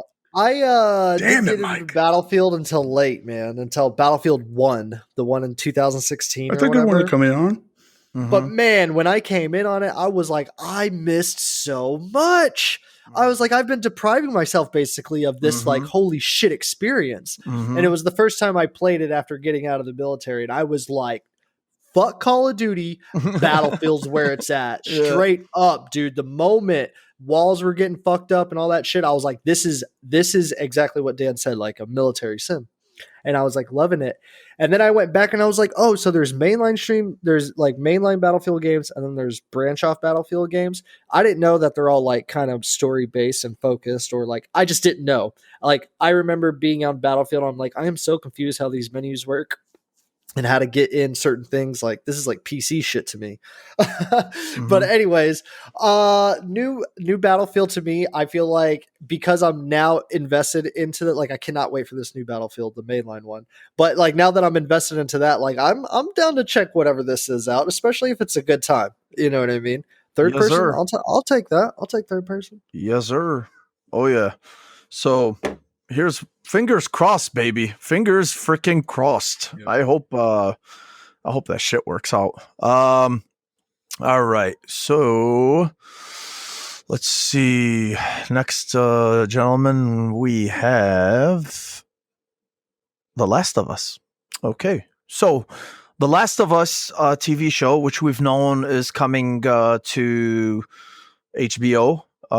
It is it's basically headed up by what's his name? What the fuck's his name? Malzahn? I forgot his last name, but he's basically the guy that wrote Chernobyl. If you guys have never seen Chernobyl, it's just an incredible show. I've heard about it. Yeah, It's I've heard so good, good, man. It's so good. So they said that yesterday, Craig Mazin, I'm sorry. I was close. So The Last of Us show, it's going to be on HBO, and it's basically headed by Chernobyl creator Craig Mazin and Neil Druckmann, who is obviously the director of The Last of Us series. And yesterday they announced casting for both Ellie and Joel. So Ellie is going to be played by Bella Ramsey. She's a 14-year-old. I'm sorry. She is the girl. She's actually 17 years old, but she played. She played. What the hell was her name? Lady Mormont? Yes. What was it? Mormont. What was her first name? I don't know. I always remember. I forgot her name, but she basically played that badass Mormont girl in Mormont. Mormont. Not Mormon. For anybody listening. So she played, because in the show itself, she commanded attention in any scene that she was in. She was basically I don't want to say lord, but she was the head of her household, which is the head of a specific territory in the Seven Kingdoms or whatever it is in Westeros. And she was just an amazing actress, man. She did such a great job. Whenever she was in a scene with just all men, she just fucking rocked it, and she always commanded that attention. So I think that was a great casting. And then for Joel, they announced that it's going to be Pedro Pascal. If you don't know who Pedro Pascal is, he is the Mandalorian. He is the guy who played, he was in, Narcos. And he was also the Viper in Game of Thrones, who got his head completely fucking squished by the mountain. So he's an incredible actor. I personally like this casting. I think Bella Ramsey is going to do a great job. I don't necessarily care that they don't resemble the characters 100%. Right. I don't think they need to be honest with you, because if you want the characters to resemble the game characters exactly, and if you want them to retread the same story, then you can just go play the fucking game. I think video games themselves tell better stories, my personal opinion. I think video games are the best form of storytelling in all of entertainment, but that's just me. And transferring that into the silver screen, or at least onto the show, what I am hoping for out of this show is I don't want them to retell the story again, because again, you could just go and you can basically watch YouTube clips of all of the the cutscenes in the games, and you'll pretty much know how the story goes. I don't want to retread that exact same story. I don't know what they're going to do. Obviously, nobody does. I hope, maybe considering the fact that both Joel and Ellie are both going to be in this, that they maybe tell stories in between The Last of Us 1 and The Last of Us 2. Yeah. And what happens there.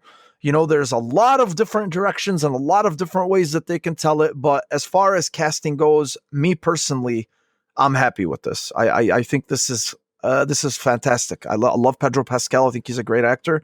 I've already said about Bella Ramsey. I think she was fantastic in Game of Thrones. And I think she'll bring that fire and that wit to Ellie, because she was also fiery and witty as what the fuck was her name in the show? God damn it. I can't remember it. But whatever, she knows how to basically bring that type of acting into this type of character that she needs to play. So I'm all for it. Dan, what do you think about this? Yeah, man, I'm totally down with both of these. I mean, I'm getting like a little bit tired of Pedro Pascal, not because he sucks, but because he's in everything, it seems like. Oh, you're getting. I'm sorry. You're getting. What's his name? What the fuck's his name? That voice actor. Who? God, the one that's in everything, man. Oh, Troy Baker. Yeah, you're getting Troy Baker syndrome with him. Exactly. Dude, that guy. I know that guy I just don't.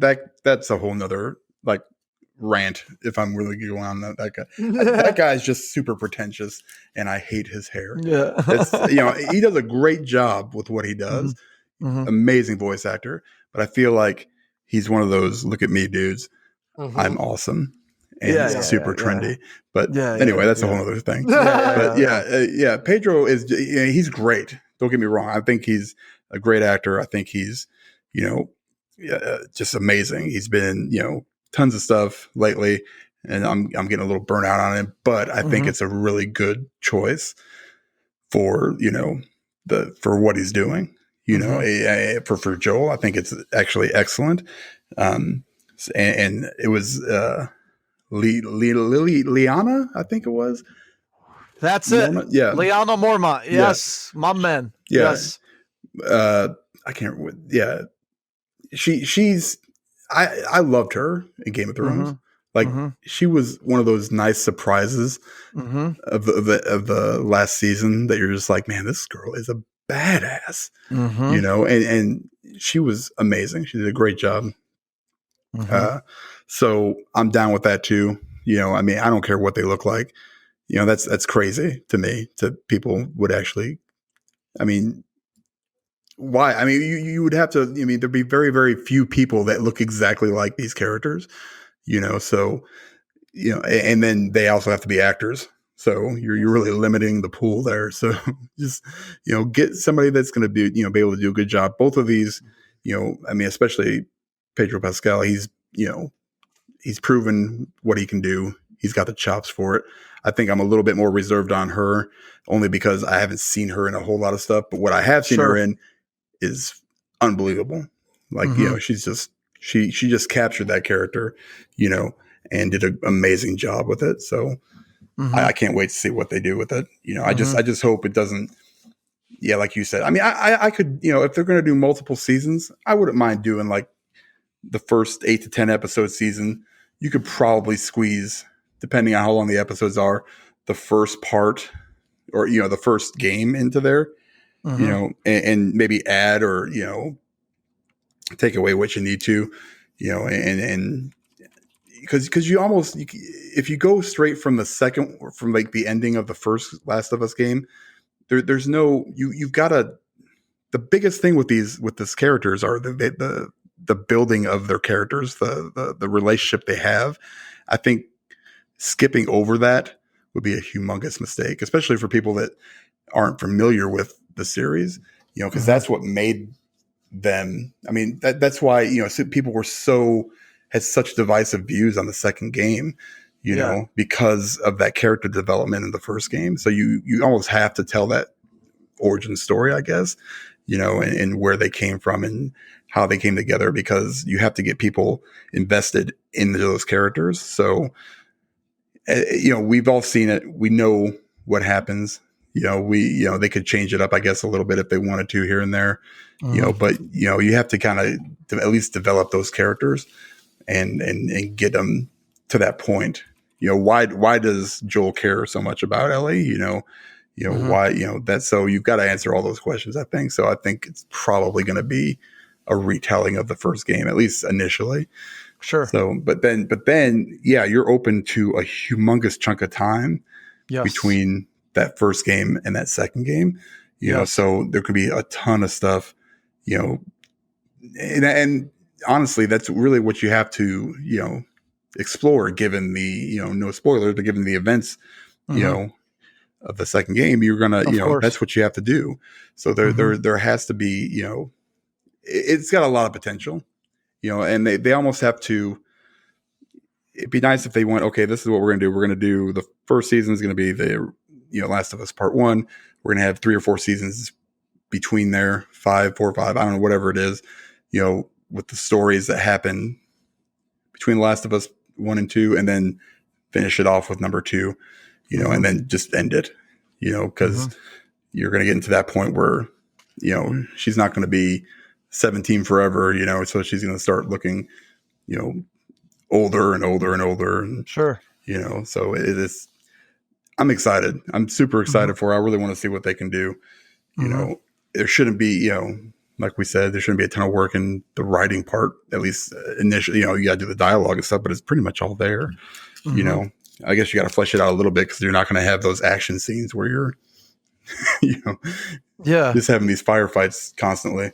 So, I don't know. I man. think they're. I think they'll do a good job on it, man. If it's an HBO show, yeah, they got, the pedigree's there for sure. oh yeah, I'm ready for it. Mike, what do you think, man? Pedro Pascal was not my first choice. I'll tell you that much. He But wasn't I'm really o- anyone's choice. I- Dude. No, yeah. he came Right, out of left yeah. field, man. right. It really, yeah. Okay, cool. I'm like kind of happy that because I literally was going to say out of left field. No Not a shit. single person out there Okay. said Pedro Pascal, and if anybody said it, they're a Right. fucking liar. Okay, Yeah, Like, exactly. trust me. Okay, cool. All right. Yeah, so he I wasn't was on really, anyone's radar. Just FYI. I was really gravitating towards this fan art, or just like one picture of actually the Lannister guy, who Nicholas played, Waldo Costu or Jay- something like that. really Jamie or whatever. Really. I saw a shot of him and I was just like, I've seen him in other shit. Like, I feel like he could do Right. it. That'd be cool. He looked just but like with- him. Yeah, he does. But He with does. this casting though, I'm just like, I remember watching Frontier, some Netflix with Ben Affleck, Charlie Hunnam. Pedro Mhm. Pascal is a pilot in that movie, and he's like this quiet, kind of gruff type. And and that's where I gravitate to. So I was like, okay, he could do this. I just saw him in Wonder Woman. You see him in Mandalorian. I haven't seen Narcos or whatever, but like he could do gruff. Like, even though the last time I saw him, he was like, but this could be better. Like, all right, cool. It's a Wonder Woman thing. Mhm. And so, yeah, the Ellie thing, I don't really care who she is as long as she can play it good. And I'm kind of in your route, Mo, where it's like, I would like to see something new. But Mhm. then Dan makes a good point to where those story beats you get in the game are pretty important. Like, how do you gloss over that exactly? Like, I would like Yes, to yeah. see maybe they hit on those story beats and maybe do like a story that would be like a DLC or something on the side, and then maybe end it the same way. I don't know exactly how far they will go into it, but You could, No, I do agree, because they do have to, for people who are new to the series and the world, they have to find a way to attract you to these characters and to make you know their bond. So I get you, and the only ones that know the bond are the gamers. right. You that could play do the it like games. The Witcher 3 did on Netflix, except make it a little bit more clear.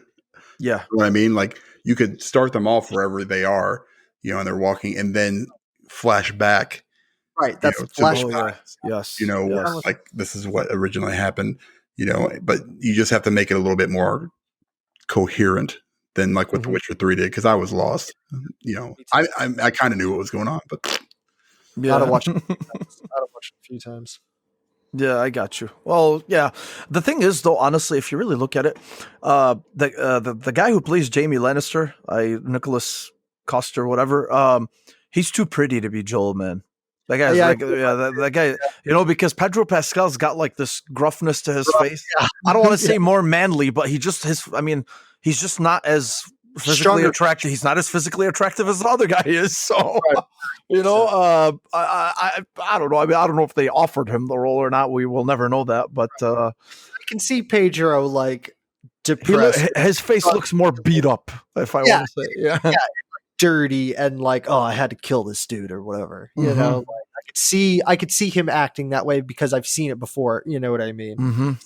So yeah, I do think it's a good choice. Honestly, I wouldn't have known who to go for anyways, but yeah, all right, let's do it. I'm down for it as long though as they do not shy away from certain things. I don't want no PG-13. It's HBO. It's HBO. We're gonna get that. We're gonna get the gruesome shit. Where it's like, oh, that was gruesome, but it's like cheese gruesome, or it's like I just want it to be as serious as I felt whenever I first played the game. You know, where it's like, whoa, this is heavy. You know what I mean? Like when you see that first episode of The Walking Dead, you're like, whoa. Or have you seen the beginning of where Cillian Murphy and the zombies and shit? Mhm.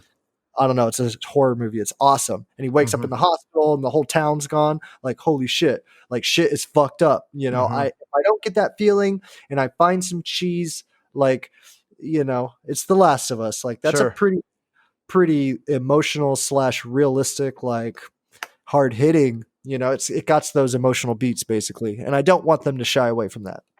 Mm-hmm. Yeah, for sure, man. There's a lot. I mean, we'll see. You know, that we're probably looking at, some maybe 2022 at the late, at the earliest. Obviously, Video games are coming to the screen, man. I That's love all it, man. It's fucking awesome. It's yeah, great it's to that see. evolution. It's like, how do you tell that story? How do you do it without the gameplay? Like, and figure they it really out. haven't done it yet.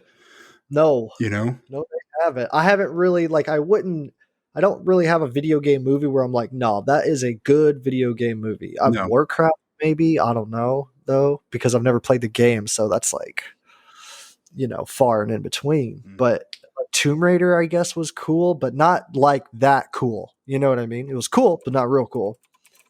yeah, Yeah. I'm with you. I'm so fucking sick of this acquisition fucking bullshit. These fucking look at this. An account with 90 followers. Rumor Xbox is in talks for acquisition with Square Enix. The talks are said to be early and may close later this year or early next year. Keep in mind that this is only a rumor. Why people give this any fucking thought or oh my god. Dude, I'm not even joking. I don't even block that account. I told Ainsley this morning I'm going to mute the fucking word acquisition in my Twitter. I'm so sick of the word acquisition. I swear to God. All these people are talking out of their goddamn asses. Jesus Christ. Anyway, sorry, tangential fucking rant. Okay. So let's see. Okay, this was a nice surprise. So yesterday in the morning there was a tweet that went out saying that, and they actually provided proof, it wasn't a fucking fan account with 90 followers, that Ratchet and Clank A Rift Apart was rated in Taiwan and has a digital deluxe edition. And usually whenever these games get rated overseas, like Korea, Taiwan, whatever, that's usually a sign or an indication that the game is ready for release. And this also happened with Demon's Souls. Demon's Souls was rated in Korea, I think, in August, before we even knew that it was going to be a launch title for the PS5. And a few hours later after that, Sony blows the lid on Ratchet and Clank, as well as obviously Insomniac, and they announced that Ratchet and Clank is coming June 11th. And it's obviously, we've seen the trailers. If you're a Ratchet and Clank fan, you pretty much know what to expect. It looks fucking incredible. It's probably going to be like the first bona fide next gen I guess, experience that we're going to get in a sense. There's going to be a regular edition. There's going to be a deluxe edition. There's a digital deluxe edition. And I guess if you have the physical version that's going to retail for $70, you can pretty much upgrade to the deluxe edition digitally for like an extra $10. Yes. For $10, you can upgrade digital to the deluxe edition.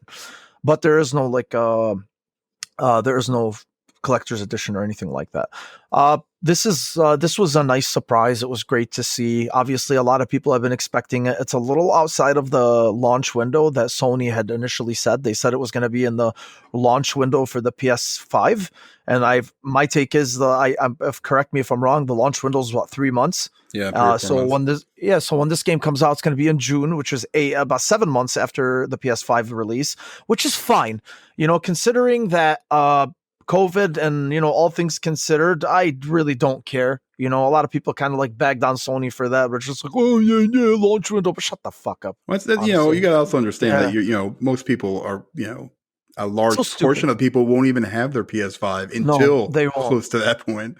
They won't. They really won't. You're absolutely right. And yeah, man, it's cool. Look, I will continue to reiterate that Insomniac is probably the greatest fucking deal in gaming that anyone has gotten in the past several years. Yeah. Sony paid $229 million for Insomniac.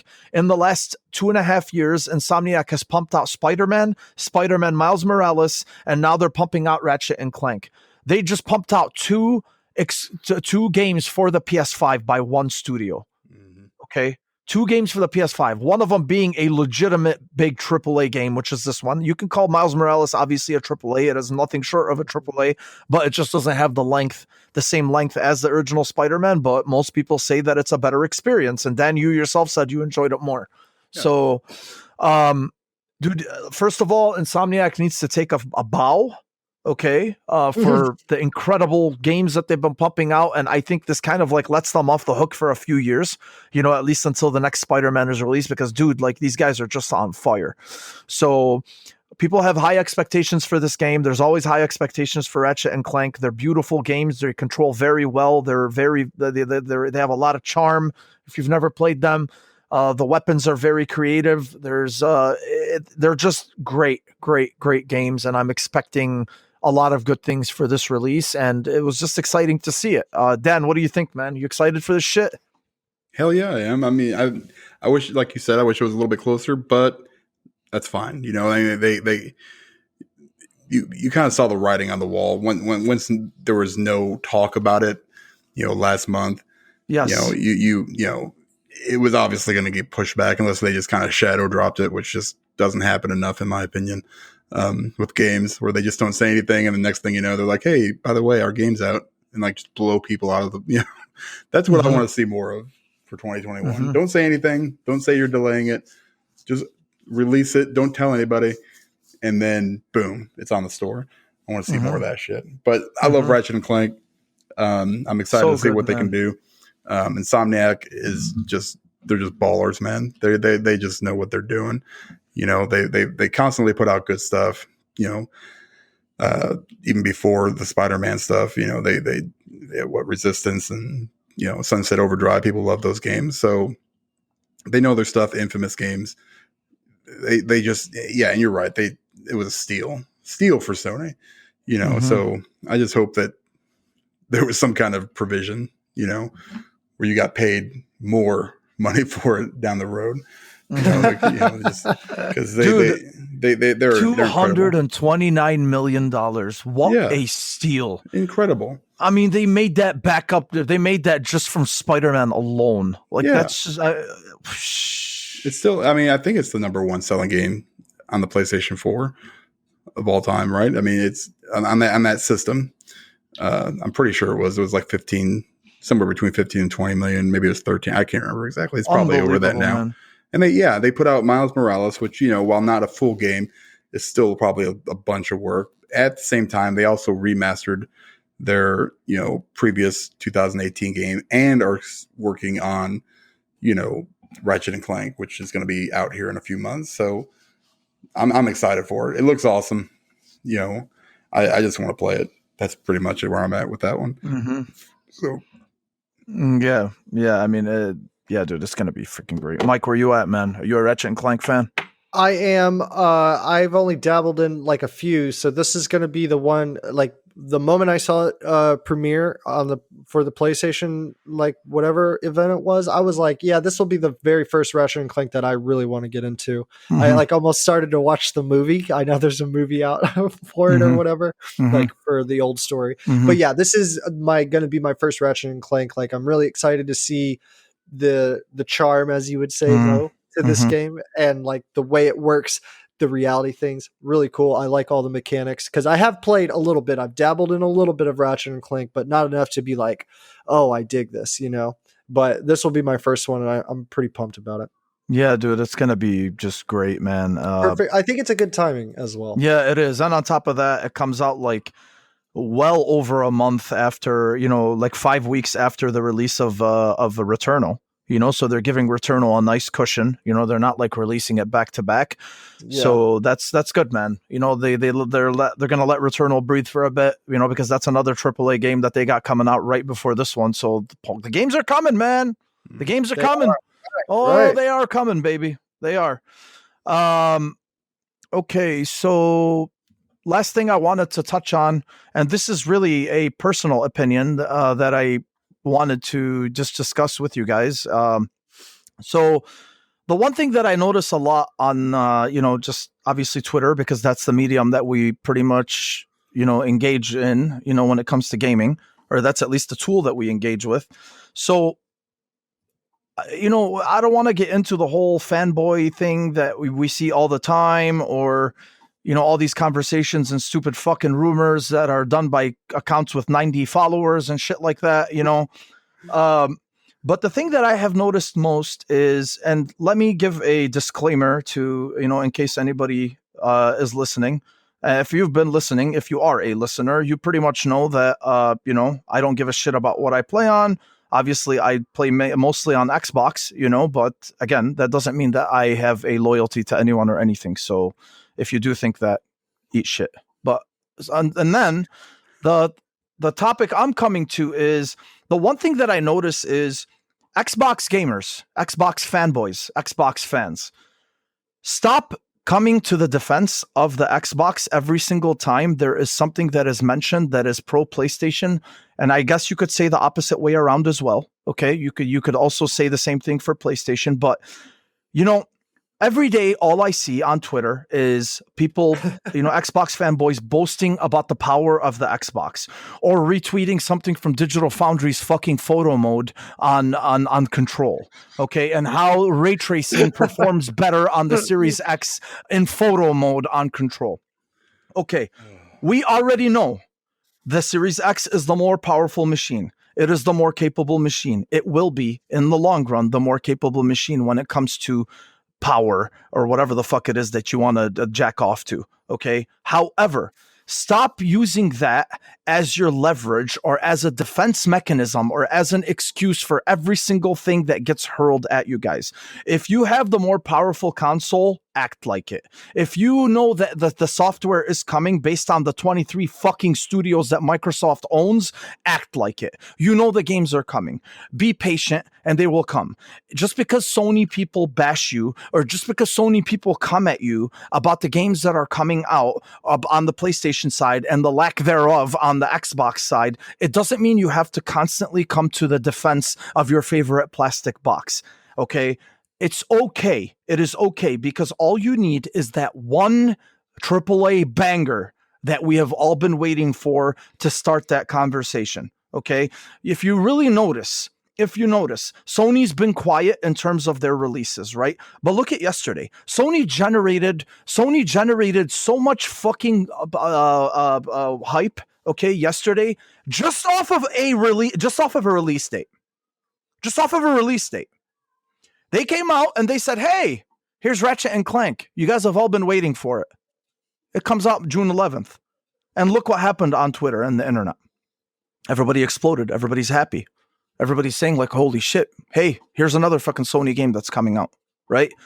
And this is what we want to get to on the Xbox side, right? This is what we're waiting to get to, and this is what we will get to. All right? They didn't spend 7.4. They didn't spend all that money and they're not investing all this time and energy, okay, into just for you to defend the honor of the GPU and the CPU in the Series X. These people know what they're doing. They're going to bring the games. You need to be patient, but stop coming to the defense of the Xbox every single time. You don't need to. Okay, you don't need to. To me personally, as somebody who absolutely loves the brand, all right, I just fucking see it so petty when people do that. Like, it's just like, why are you doing that? Like, for what? What is it? What is it that is making you stay awake at night, right? To come to the defense for the honor of the power of your console. Like, what is it? Honestly, so you bought the console, you paid $500 for it. Be confident in the product that you own. Be confident in the fact that this is no longer the Xbox One's release. Okay, Don Matrick is no longer here. All right. We don't need to come up with excuses. We don't need to make ourselves feel better that the power is making up for the lack in software. No, there is a lack in software, and they know that, and they are making it up, and it is coming. So stop. Just stop with the defense, man. The defense brigade. It's so disgusting to see every day. Right. And I'm not excusing the PlayStation side, by the way. If you're listening and you think that I am, I'm definitely not. I'm not. But at the end of the day, nobody's really talking about power when it comes to the PlayStation side. Everybody's just saying like, hey, man, games are coming. We got Returnal. We got Ratchet and Clank. We got Horizon Zero Dawn. We got Spider-Man. We got Demon's Souls. That's what you want. If you don't want to face reality, it's okay. But this is what it is. It is what it is right now. Right. And I'm telling you this as a huge fucking fan of the brand, right? But this is where you are, and this is what you're waiting for, and this is what is coming. It is coming. It is not a knock. It is coming. They are still making up ground. We're still talking about acquisitions and all this bullshit and whatever it is that I keep making fun of. But at the end of the day, have confidence in knowing that these people know what they're doing, and they will bring you the games, and you need to be patient and just shut the fuck up already about the power of the Xbox. Everybody knows it's the more powerful console. It doesn't matter right now. I could have a 3090 on. I could have an NVIDIA 3090 and play Tetris on it at the end of the day. It's not going to do shit for me, right? So we're not there, okay? But at the same time, let's just relax. That's honestly just an opinion of mine that I've just been wanting to get out there. Just be confident in what you have, and you don't need to come to the defense, and just wait, and the games will come. And I don't know if you boys want to chip in on this, but Dan, Yeah. would you like to add anything to what I said? I mean, I understand what you're saying. I mean, I totally get. I mean, it's annoying. It's why I kind of step away from the socials every once in a while, because I mean, you do see stuff on both sides, but it's kind of like your classic, like, bully versus, the small guy, like the underdog, Sure. and you could see that underdog right now, staying kind of quiet, out there pumping iron, getting into shape so we can take that bully on. That's what we're seeing in just the industry in general, and which is great, because competition, is what really, pushes the industry forward. Right. But so when I came on to Twitter, it was like, I think I just got like my 10 years little stupid tweet thing that I saw. Mm-hmm. And I came in as a guy that played Xbox, mostly, and that was 360 days. I didn't really have a PS3, so I was kind of embedded in that side of Twitter, and I never really engaged so much in the yelling back and forth, but just the people, based on the people I followed, my timeline was kind of curated towards that side of the coin, and the more you see, these people arguing with each other and, making these weird defenses about, like you said, power or games or stuff like that. And it just gets to the point where it's like, will you just shut up about all this stuff? And then, the same people, we've had people on our show, and we've, probably people on your show, that I have completely blocked on Twitter Mhm. because not because they're bad people, but Mhm. because what people will do generally is get on there and they'll see these people like that guy you brought up, the 90 followers, Mhm. and or somebody with say 10,000 followers that makes exclusive or videos that are exclusive to one console or the other. Mhm. And the problem, you could go through they could post a video and you can go through their comments and you're going to see the other side, Yes. yelling and Yes. screaming like, "Oh, you guys have no games," or "You guys, you can't do real ray tracing," or "It's Yes. dynamic something," Yes. right? So the Yes. only thing you can do there, and it sucks, but you block that person, you block that content creator, because especially when they, like, the bugs me the most with the whole social thing is where you have this person who is solidly one side or the other. That's fine. I have no problem with your preferences. Doesn't bother me one bit. The problem is then you make these videos and then you're surprised at the reactions from the other side. Like, what's going to happen. You know what kind of comments. So at that point you have a choice. You can engage or you can just ignore them, block them and move on. The problem is these people like to engage, and then they come out with the, I don't know why these people are, saying this stuff under my videos that I post. It's because you egg them on, Yes. because how you got there was on the backs of these fans that didn't have the voice. It didn't have the production capabilities that you do. You're able to do this kind of thing that other people can't, right? And you have the opportunity to make that a positive voice or a very negative voice. You choose, to be, while you think you're being positive, what you're really doing is encouraging, these rabid fan base. You're encouraging these people to, who don't have that outlet. This is how they're going to interact with you. So instead of going through and blocking every single one of those people, because then you're going to end up with like our good friend Wilmy Hood block list of like Mhm. 80,000 people, which is impressive. Legendary. It's amazing, or you just block the source, right? And it sucks because, like I said, some of those guys are good guys, Mhm. but all they tweet about or talk about is one console. And sometimes, and for me, I see a lot of that being Xbox, and that is because I primarily in the past have followed those accounts. So the longer I go on social media, the more and more of the Xbox side that I've been blocking lately. I've blocked plenty of PlayStation guys. Trust Oh me, yeah. Oh tons of them, yeah. tons Oh, of them. ton of them. But now I'm Yeah. getting to the point where like these big voices in the Xbox community, I just can't stand them anymore. It's not because it's not even, like I said, they could be the greatest people in the world, but they are like the surprise in their tweets. Like, I don't know why this person. It's because you're basically coming out and you're putting out the same video over and over again that says this console has more power.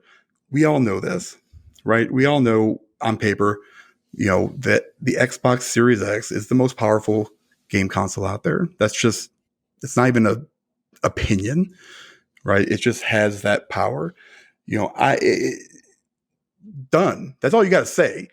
And you say it one time, but it seems like you can't, like you're not, you have no confidence, or, you would lose the followers, or you're worried about your brand, taking a hit because, I don't know, you're like, well, yeah, I own a PlayStation, so I can say whatever I want. No, you can't, you idiot. Just because you own something doesn't mean that all of a sudden are some kind of neutral gamer.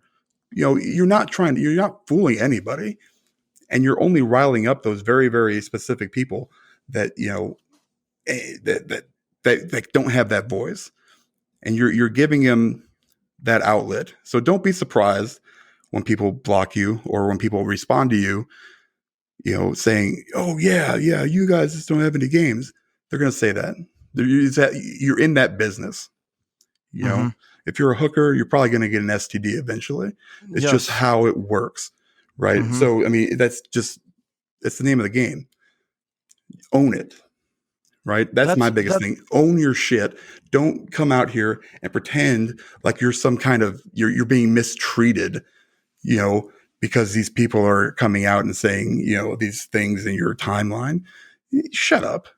You thrive on that controversy. Yeah. You want that controversy. And don't pretend like you don't. Yeah. And don't pretend. You're pushing that narrative further and further and further. And I've seen, like you said, I've seen more Xbox guys, and I think that's because my timeline is curated more towards that, or it has been in the past. Now, not so much. In fact, lately I think I've done a pretty good job getting it cleaned up where I don't see as much of that. What I see now, which bothers the hell out of me, almost even worse, are people that complain about people that are complaining. If that makes any sense. Like you get people that are like, man, these fanboys are this and this and this. Just don't talk about them. Leave them alone. And I'm not saying like this, particular discussion, because I think this is, I think you're right in what you were saying. But we can just ignore them completely. That's the only way. You can't to put out a fire. You got to deprive it of oxygen. And that's what you need to do. There's always going to be that section of people. There's always going to be that thing. But if these people are saying stuff, we can either choose to get upset about it, or we can choose to just not engage. And I've gotten to that point now where it's just like, I wish, like, you have to almost clean up your timeline from people that are complaining about the fanboys, not the actual fanboys. They're one thing. But just like these guys over here that are, man, now they're saying that the Xbox doesn't have games. I don't know why these fanboys are like they are. Why can't you just like everything and just be a gamer? Shut up. Shut up, man. I mean, that to me, that's generic ass I hate shit. that so much. God. Like, yeah, you know what? It's not about that garbage, man. It drives me crazy. That's why I try to stay off of it as much as possible. And you touched on it too. This is not a, my perspective was not, my perspective wasn't, you got what I was saying, right? I totally understand what you're saying. No, I use the games as an example or as a reference, but at the end of the day, again, like, I mean, I've said what I play on before, and I've said my piece with that, but all I'm saying is exactly what we've been talking about. Just, look, I'll be honest with you. I see more PS zealots. I see more PlayStation zealots on Twitter than I run into Xbox, right? I do, and it's really fucking annoying. So, but the problem is just the defense all the time. There's always a defense, it's like, you don't need to, you either don't respond to it or just fuck it, man. Accept how things are right now and know and have confidence in the fact that things that the games themselves or whatever it is that you think is lacking is going to come, right? Because we've said this when we had Luke on as well a few months ago, Insipid Ghosts, and we were talking about that, and he's a big Xbox guy, and he said it himself. He knows how to do it right. Absolutely, man. And he was the one that said, he's like, you need that one banger that everybody is going to talk about, that is what starts changing the conversation. Have confidence and faith that that's going to happen, and you don't need to use that defense mechanism all the time about power. 100%. Okay, we know what the Xbox has. We know Game Pass. Right. We know smart delivery. We know whatever that suspend feature. I keep forgetting what it's called. We know the power. We know all of the consumer-friendly options that they have. It's an incredible machine, right? So act like it. Act like that's it. That's the thing. You've been in a position where you're so far behind, I think, for so long, and you're always looking up at this other company, right? So you're kind of like, okay, well, so they're kind of used to that position, I guess. They don't. I don't know how to say it. It's when you've been there for so long, and you haven't seen, you've been a fan of, say, at Microsoft for a long time, and you haven't seen, like you said, that one big game, that one game that kind of comes out, and and they do have those games too. I mean, there's Halo and Gears, and I mean, I know it's the same thing over and over, but I mean, they're still great games, right? And you can't take that away from it. And you can see that they're making that progress. They see what the fans want, so they're but I think it's just like their state of mind that they've been in for so long that they're not used to being ahead, so they have to find something to tout over, Power. But yeah, so in this case, it's power, and that's I this week I blocked Digital Foundry because not because I love Digital Foundry and I'll still go watch their videos, but on Twitter it's worthless. I mean, because literally they can say, okay, hey, we got a new video out. I got notifications on YouTube, right? So then you look at that tweet and then everything underneath it is just them people going back and forth. That's what I mean when you got to go to the source. Digital Foundry is a good example of that. They're not out to make it. According to the fans that they're getting paid so much money by both Xbox and Sony, depending on the week, and what game it is and how they perform. They should be rolling in the dough. So it's gotten to the point now where you're just like, I got to get rid of that off of my timeline because of everything that comes, and people, you said a little bit earlier that you see a lot more of the PlayStation zealots. Why do you think that is? Is it because you're not following them, right? You're not the one that's actively going to look for them. People are retweeting those people and then saying, look at this guy, or this guy is talking shit, or this guy's doing this. That's what you probably see a lot of, because that's what I saw a lot of. And then I found those people that were retweeting that garbage and I blocked them and or muted. I was like, no.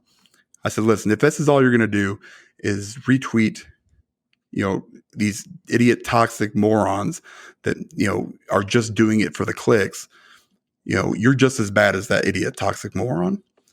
So stop it. That's the thing, man. And they really egg them on, and I see it all the time. Even like the toxic PlayStation accounts were just like, oh, Halo's coming to PlayStation. Bro, shut the fuck up. No, it's not. Right. Like it's not. Right. And then the Xbox guys come to the defense. No, it's not. It would never, blah, blah.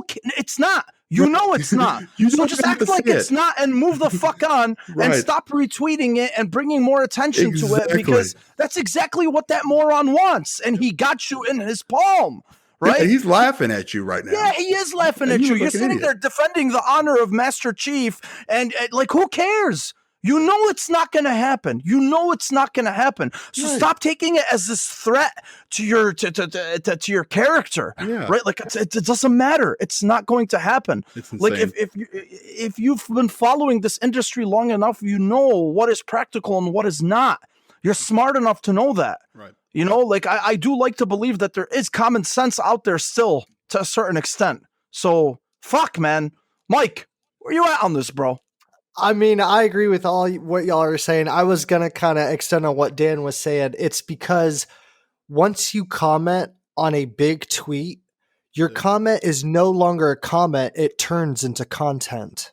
That's why these people, and like that dude, and it's literally one of the fucking reasons why I never comment on anything that I watch, because I almost feel like it gives the vibe off of me of saying like, hey, I'm just trying to slip into your comments, but really I'm trying to get like noticed because of what I said agrees, or it's a good take on the original post.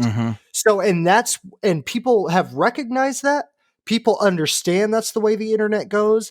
And so once you comment your side, right, you are going to get, and for a fact, especially if it's like on point and that's a good take or whatever, the people who agree with you will like it, and that's going to make that individual feel good. So whether or not like what they're doing to the community, like they don't give a fuck really.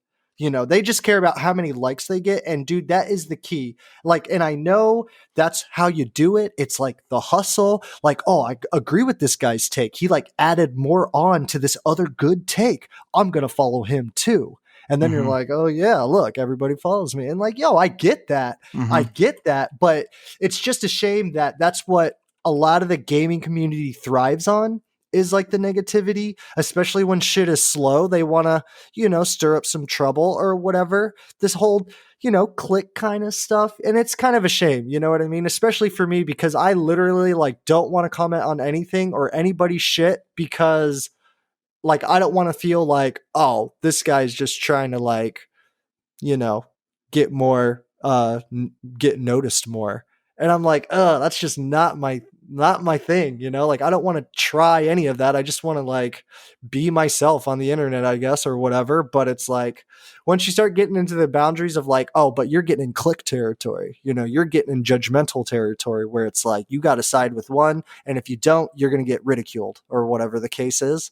And it's like, I'm not really here for that kind of stuff. I'm just here to talk about like fire swords and energy bombs and shit like that. I don't know. You know what I'm saying? Like, I feel you, man. But that is what it is. It's the psychology behind social media. You know what I mean? So it's like, and it's smart though. Like, it's not stupid. I mean, it is in a sense because like the personality and the disrespect in that sense or whatever, just like not human quality or whatever. But like it is smart in the case of like, yeah, hey, I want to like get up in the following in the numbers world, then like I'm gonna hit these takes.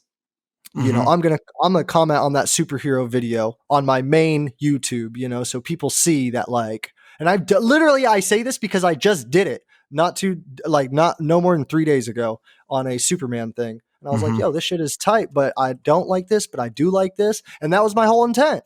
Yeah, honestly, like I'm not trying to fucking shy away from that stuff because we got to be real here, and that's what it is. And I get that. And it's like, and that's what spurs it on the next one and the next person who wants that and the next person who wants that. You know what I mean? And if they don't get it there, they'll go get it somewhere else on another post that somebody posted about one side or the other. You know what I mean? It's this hungry dog eat dog, like social media thing. Yeah, I'm with you, man. But yeah, I totally feel you guys though. It's that necessity for making sure that your voice is counted. Yeah. And I think, and it goes farther than it's all of social media. It goes farther than just the games, industry. It's everything. It's politics. It's everything. You don't, you see so many hashtags and stuff that are just co-opted by these, by the opposite side of what the thing is, and then it becomes way bigger than it should be. Somebody says, don't eat meat, meat is murder or something. They say that's a hashtag. And then, like 5 people are on the side of that hashtag. And the other million people that hashtag that are like, kiss my ass, I'm going to eat a steak. Yes. And there you go. Make a good point. Right. It's never what you think it is. Like if you click on something that's trending, whether it be in the games or whatever, sports, anything, it's never what you expect. And trying to find the original post, good luck. You're never going to find it. And then people they don't understand. I think they understand it. I just don't think they care. And they don't fine. Because clickbait is so common nowadays that you can literally post it. I've seen it too recently on other people's videos where they're like, yo, this is a clickbaity video. And other people on the internet are sitting there saying like, how is this your first time on the internet? And I'm like, so this is just common ground to be like, oh, I do the most epic shit ever in video games. Oh, but it's clickbait. Like, yeah, maybe after a while, if you're like so like opposite of what you're doing on the video and what you're saying, it's like, oh yeah, this is a trash site. But you can ride that line of questionable, and it's okay to people. And I just think that's where it taints gaming. And the unfortunate thing is that gaming is mostly digital to like share your screenshots and share your videos and to talk about what gaming in general. You know what I'm saying? Like it has opened up, and so that's like just kind of like a part of it. And it's like, dude, that's fake though. Like, yeah, you're probably feeling good for like 5 minutes though. You know what I mean? Yeah, man, it's fucking ridiculous. Like, hey, here's this meme. I literally took it off of another website and I just posted it. Like, how many times do you see a meme where you're like, that dude didn't do that? I did it. I've done it. You know what I'm saying? And it's just like, that's what happens. It's just like, all right, whatever. I feel bad now, because I didn't create it. And as a creator, you want your own shit to be like, oh, look what I did. Right. Whatever. Right. Yeah, but then you got other people like, riding the coattails, basically, is what I'm saying. Yeah, just stop it, man. Honestly, that's it. Just it's rough out there. Be confident in what you have. Anyway, yeah, man, that was an opinion that dragged on for way too long, but I'm glad at least we talked about it. Worth it. Yeah, hell yeah, man. Oh yeah. Sorry, I know I cut you off earlier, Dan. Sorry. No, you guys are fine. I mean, that's.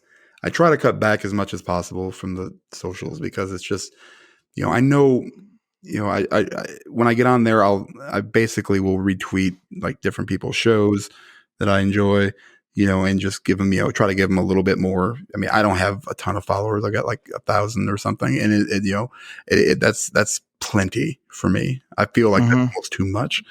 Right. For me, I mean, I always try to find ways to lower that number. I'm hoping most of them are bots, so, but when I got that from like doing giveaways like a few years ago, and like somebody tagged me in a giveaway and I was just like, damn, man, this is craziness.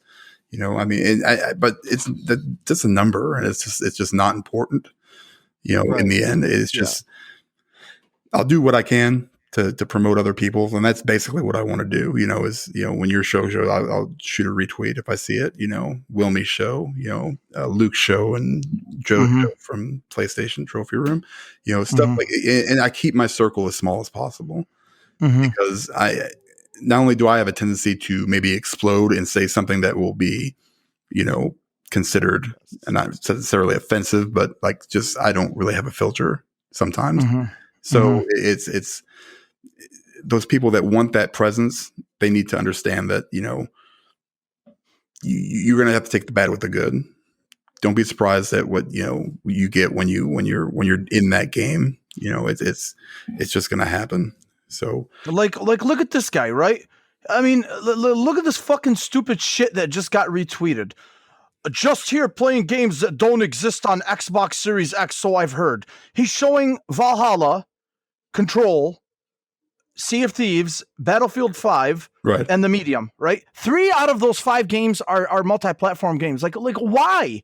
Why? Okay, why so are you like? what is up with this short dick syndrome? Jesus Christ! That's the problem. Those are the worst kind of people. The people who retweet that stuff because all that does is give them more exposure. Attention. God, that's even that's bad what I've been attention doing. is It good sucks. attention. Because Like- I feel sometimes like it'll hurt seasoned gaming. When Ains wants to have a certain person on. I mean, normally Ains usually is straight on the level. He's yeah, not man. Yeah, worried he about knows. Yeah, but I also don't want to actually based on social media, which it shouldn't, but hold it back. And so sometimes I think, maybe I should just unblock this person, but then I'm like, no, because I don't want to hear it because I know 1,000 people will retweet this person that, that I follow right now. And I like those people, and I don't want to have to go and block and mute every one of them. Or I'll be basically following like 3 different accounts and then I'll be it. So, it's a balancing act. And I'm not, like I said, it doesn't matter to me in the end. I love, doing the stuff with Ains and stuff, but my friendship with him, I think, is more important than say, of course, man. Oh yeah, right. And my friendship with you guys is more important than me retweeting. That kind of shit is just you keep your circle small. That's the best thing I can tell you to do, and don't get wrapped up in the craziness. People that are complaining about it's just being insecure. And that's really what it boils down to, unfortunately. So yeah, man. I shows. It shows so bad. Fucking video games, gosh. bro. There's video games. My God. Anyway, yeah, man. Yeah, good talk, man. Good talk. Yeah, good I love talk. that shit. We're fucking pushing 3 hours, bro. Damn, Yeah. man. I love having you on, bro. The knowledge. Oh, this good talk, man. I love it. Yeah. Dan, always a pleasure, Yeah, man. man. I appreciate you, brother. Thank Thank you you so much. anytime. Thanks for coming, man, on short notice. Seriously, dude, I really, really appreciate you. Yeah, man, no problem. That was awesome, man. You guys are fun to talk to. I don't do a whole lot of shows, so this one's always fun. And I just, I only do it for people that I like actually enjoy talking to. And you guys are one of the very Likewise, man. Likewise, Yes, dude. I swear to yes. God. Likewise. Yeah. So, all right, guys. Well, 3 hours. We pushed it. that. But thanks for listening and critiquing and supporting. Always appreciate you guys. What do you guys? What's it called? You guys got any final thoughts? Anything you want to add? onto the massacre that we just laid. I got I'm good, nothing. Mo. I'm good. Yeah. I think I pretty much poured my heart out into that one. Yeah, you did. Oh yeah. All right. Well, I'm gonna go play some fucking golf and just ignore every other game that I have right now. There you go. Give me a yeah. birdie. Give me an Oh, eagle. yeah. I don't know the terms, but I know it's a bird. That's all right, man. That's all It's you a need to flying know. animal. That's all you need to know for now. All right, well, guys. Again, thank you. Thanks again to Dan for joining us, and Mike, and for me. And we'll talk to you guys next week. We'll see you on Twitter. Peace.